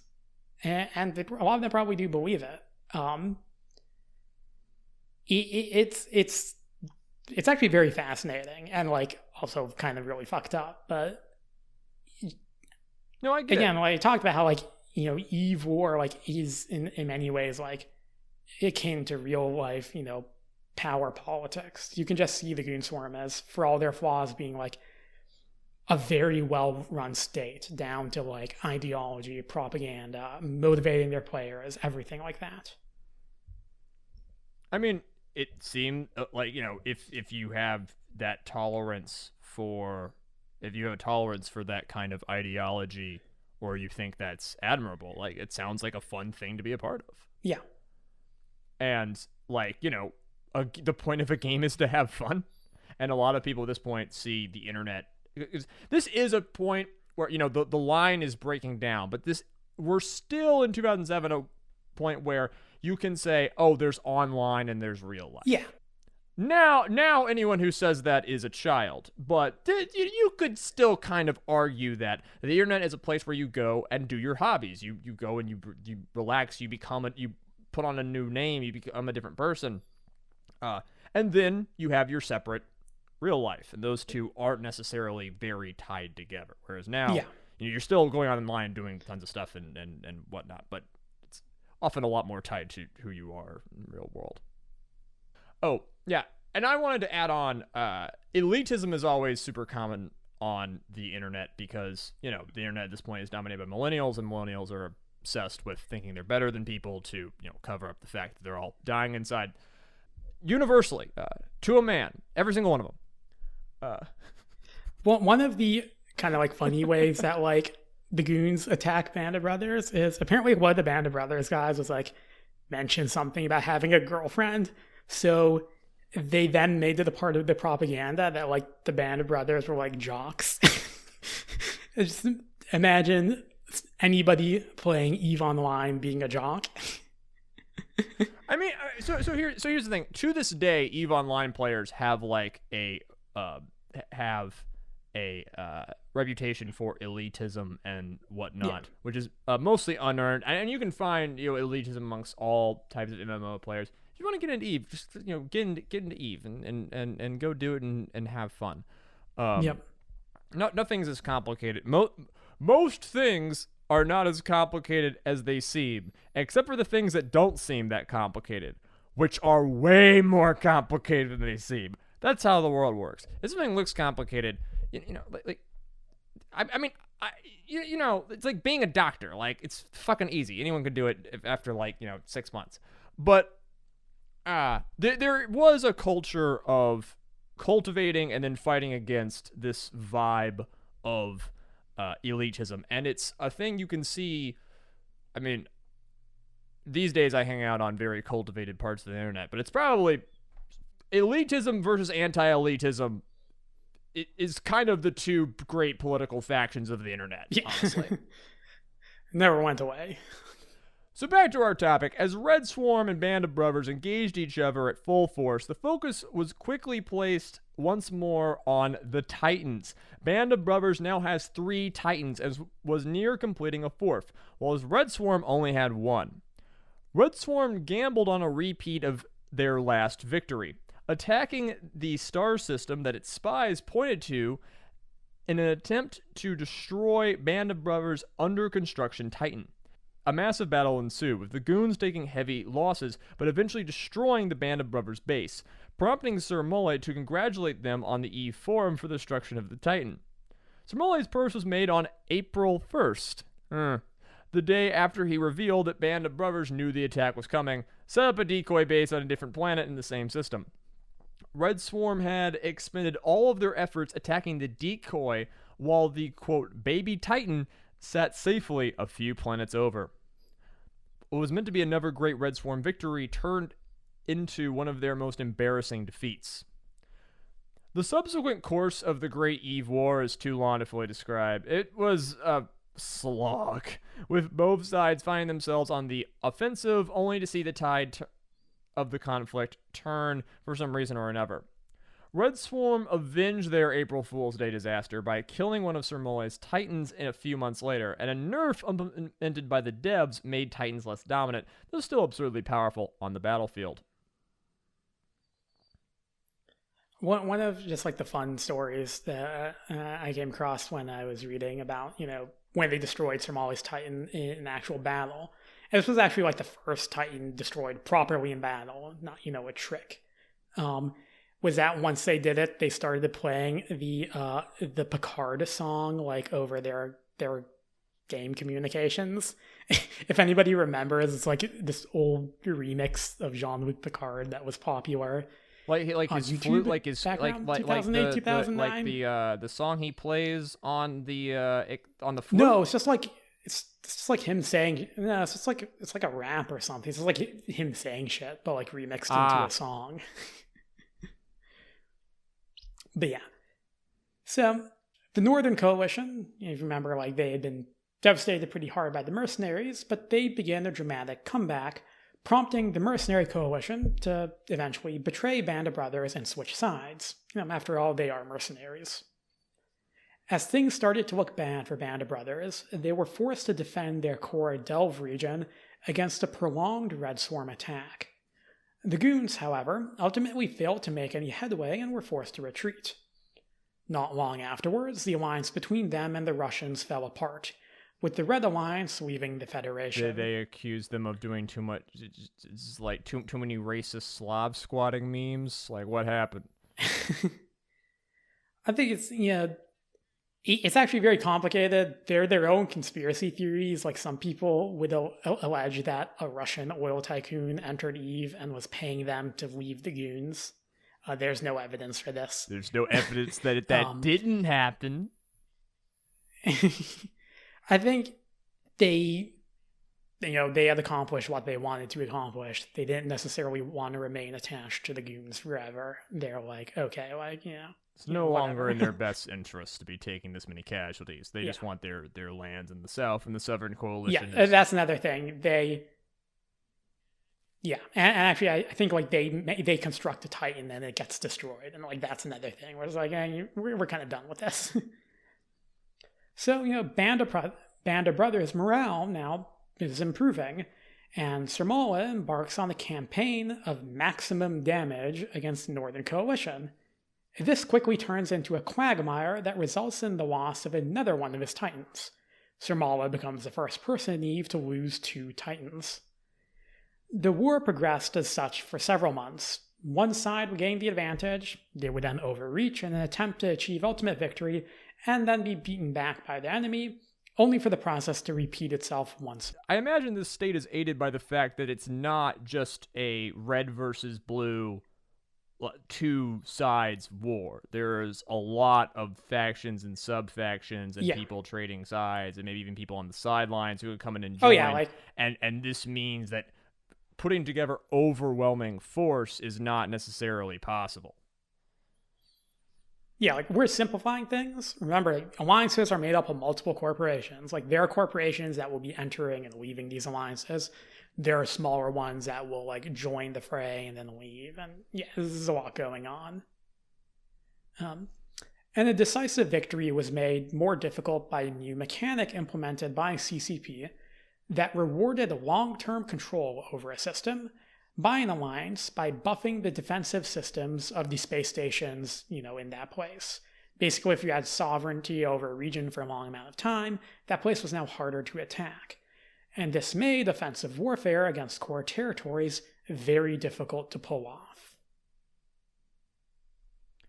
Something would be needed to break the stalemate, and that something would be essentially gifted to the Mittani in the form of a disgruntled Band of Brothers director known as Harkani. Harkani initially attempted to join Goonswarm as a regular member, but was suspected of being a spy by the Goons. When she was confronted by them, she revealed her high-ranking position in Band of Brothers and offered her services in bringing down the Alliance. Harkani and the Goons ultimately devised what can be basically described as a cross between a heist and a coup. Harkani logged into her Band of Brothers director account and used it to steal 15 dreadnoughts, hundreds of smaller ships, and an extensive amount of fuel before disbanding the shell corporation that was registered to the main Band of Brothers corporation. In doing so, Band of Brothers was officially disbanded. Their forces still remained in the territory, of course, but the defensive bonuses they were receiving for holding that territory for a certain period of time were reset. RedSwarm was able to launch a new offensive that effectively broke Band of Brothers. It was not a quick victory. The two sides would fight in several battles, but Harkani's actions had clearly turned the tide in RedSwarm's favor. By June, the remnants of Band of Brothers were defeated, and the Great Eve War was over. Jay's going to now give his analysis, but I'll tell you that all of that is worthless. The real lesson here, goons, is women are helpful. One of the things that is also funny to me in that story is that they almost turned her away because the goons at this point, earlier, like I said, they were kind of welcoming anyone, but some of their recruiters were kind of using their position to run scams. They would basically be like, hey, yeah, you can join the goons, just gotta pay a little fee. And then they would collect the fee, and then they would just ghost the person. And the person recruiting Harkani almost did that to them. Almost was just was about to just ghost them. But then kind of hunch or a feeling that she was, important. So this almost did not happen. But yeah, the end of the Great War did not usher in an era of peace in Nullsec. The three big powers to emerge from it, the Goonswarm, the Northern Coalition, and the Russian coalitions, would engage in their own power competitions, though none would be as costly as the Great War. The Goons would go on to become the preeminent force in Nullsec all the way to their defeat in 2016 at the hands of their numerous enemies. That being said, they're still around today, and they remain arguably the single strongest PvP faction. They're just not as dominant as they once were. Now, what's kind of interesting to me is that in defeating Band of Brothers, the Goons essentially became what they once claimed to oppose. One can argue that they were never really the carefree trolls they made themselves out to be, but after years of fighting for domination over Nullsec, any of ideas of them not being tryhards could essentially be thrown out the window. You have to care to do what they did. When they joined the game, the Goons seemingly threatened the dynamic of Eve. They didn't take the game seriously. They didn't act like the other alliances, etc. Fast forward a few years, and the Mittani would be rebranding his coalition into the Imperium and acting every bit the space dictator that Somalia ever was. They basically trying to refashion them after the Roman Empire, having tributes and stuff like that, and Nerds! Also tried making a bunch of money off of this by turning it into a book and trying to crowdfund this book. And that's when things kind of start really turning against the Mittani. People kind of just get tired of his shit. He pisses off a bunch of people. This starts that war in 2016 I mentioned, World War B. That war is its own really fascinating and very well documented story on a lot of these early wars. If we ever do a part 2 of this, maybe we'll do that. If you would be willing to do that. But Yeah, it's just kind of interesting to me in how, like, in a way, ultimately the game won, the system won. You know, the goons were kind of like threatening, you know, to like change things and, you know, get rid of the old, like, you know, the warping style that was dominant, and they just end up becoming that themselves. They end up becoming not really any different from Band of Brothers, just different branding. And, you know, nowadays, you know, the Mittani is gone, and they are like attempting to present themselves as like, you know, respectable and official, and like they don't do doxing and they don't do that stuff anymore. They sort of just became another one of the big New Eden. Now, see, I respect that even less because you're selling out. So who is the incompetence of this episode of Known as Competence? Well, it's you. If you ever thought that EVE Online Wars wouldn't be interesting, you know, here we've seen disgruntled commanders giving away state secrets and doing sabotage. We've seen the fact that, you know, people don't fight to the death. You know, after being bloodied enough, the Titan destroyed, a force will, you know, take their ball and go home, cut their losses, which is incredibly similar to how real world conflict works. It's fascinating to see how, again, we're all just grabbing land, and when people try to do that, humans only do it in so many ways, and the conflicts don't actually all look that different. Yeah. Yeah, I'm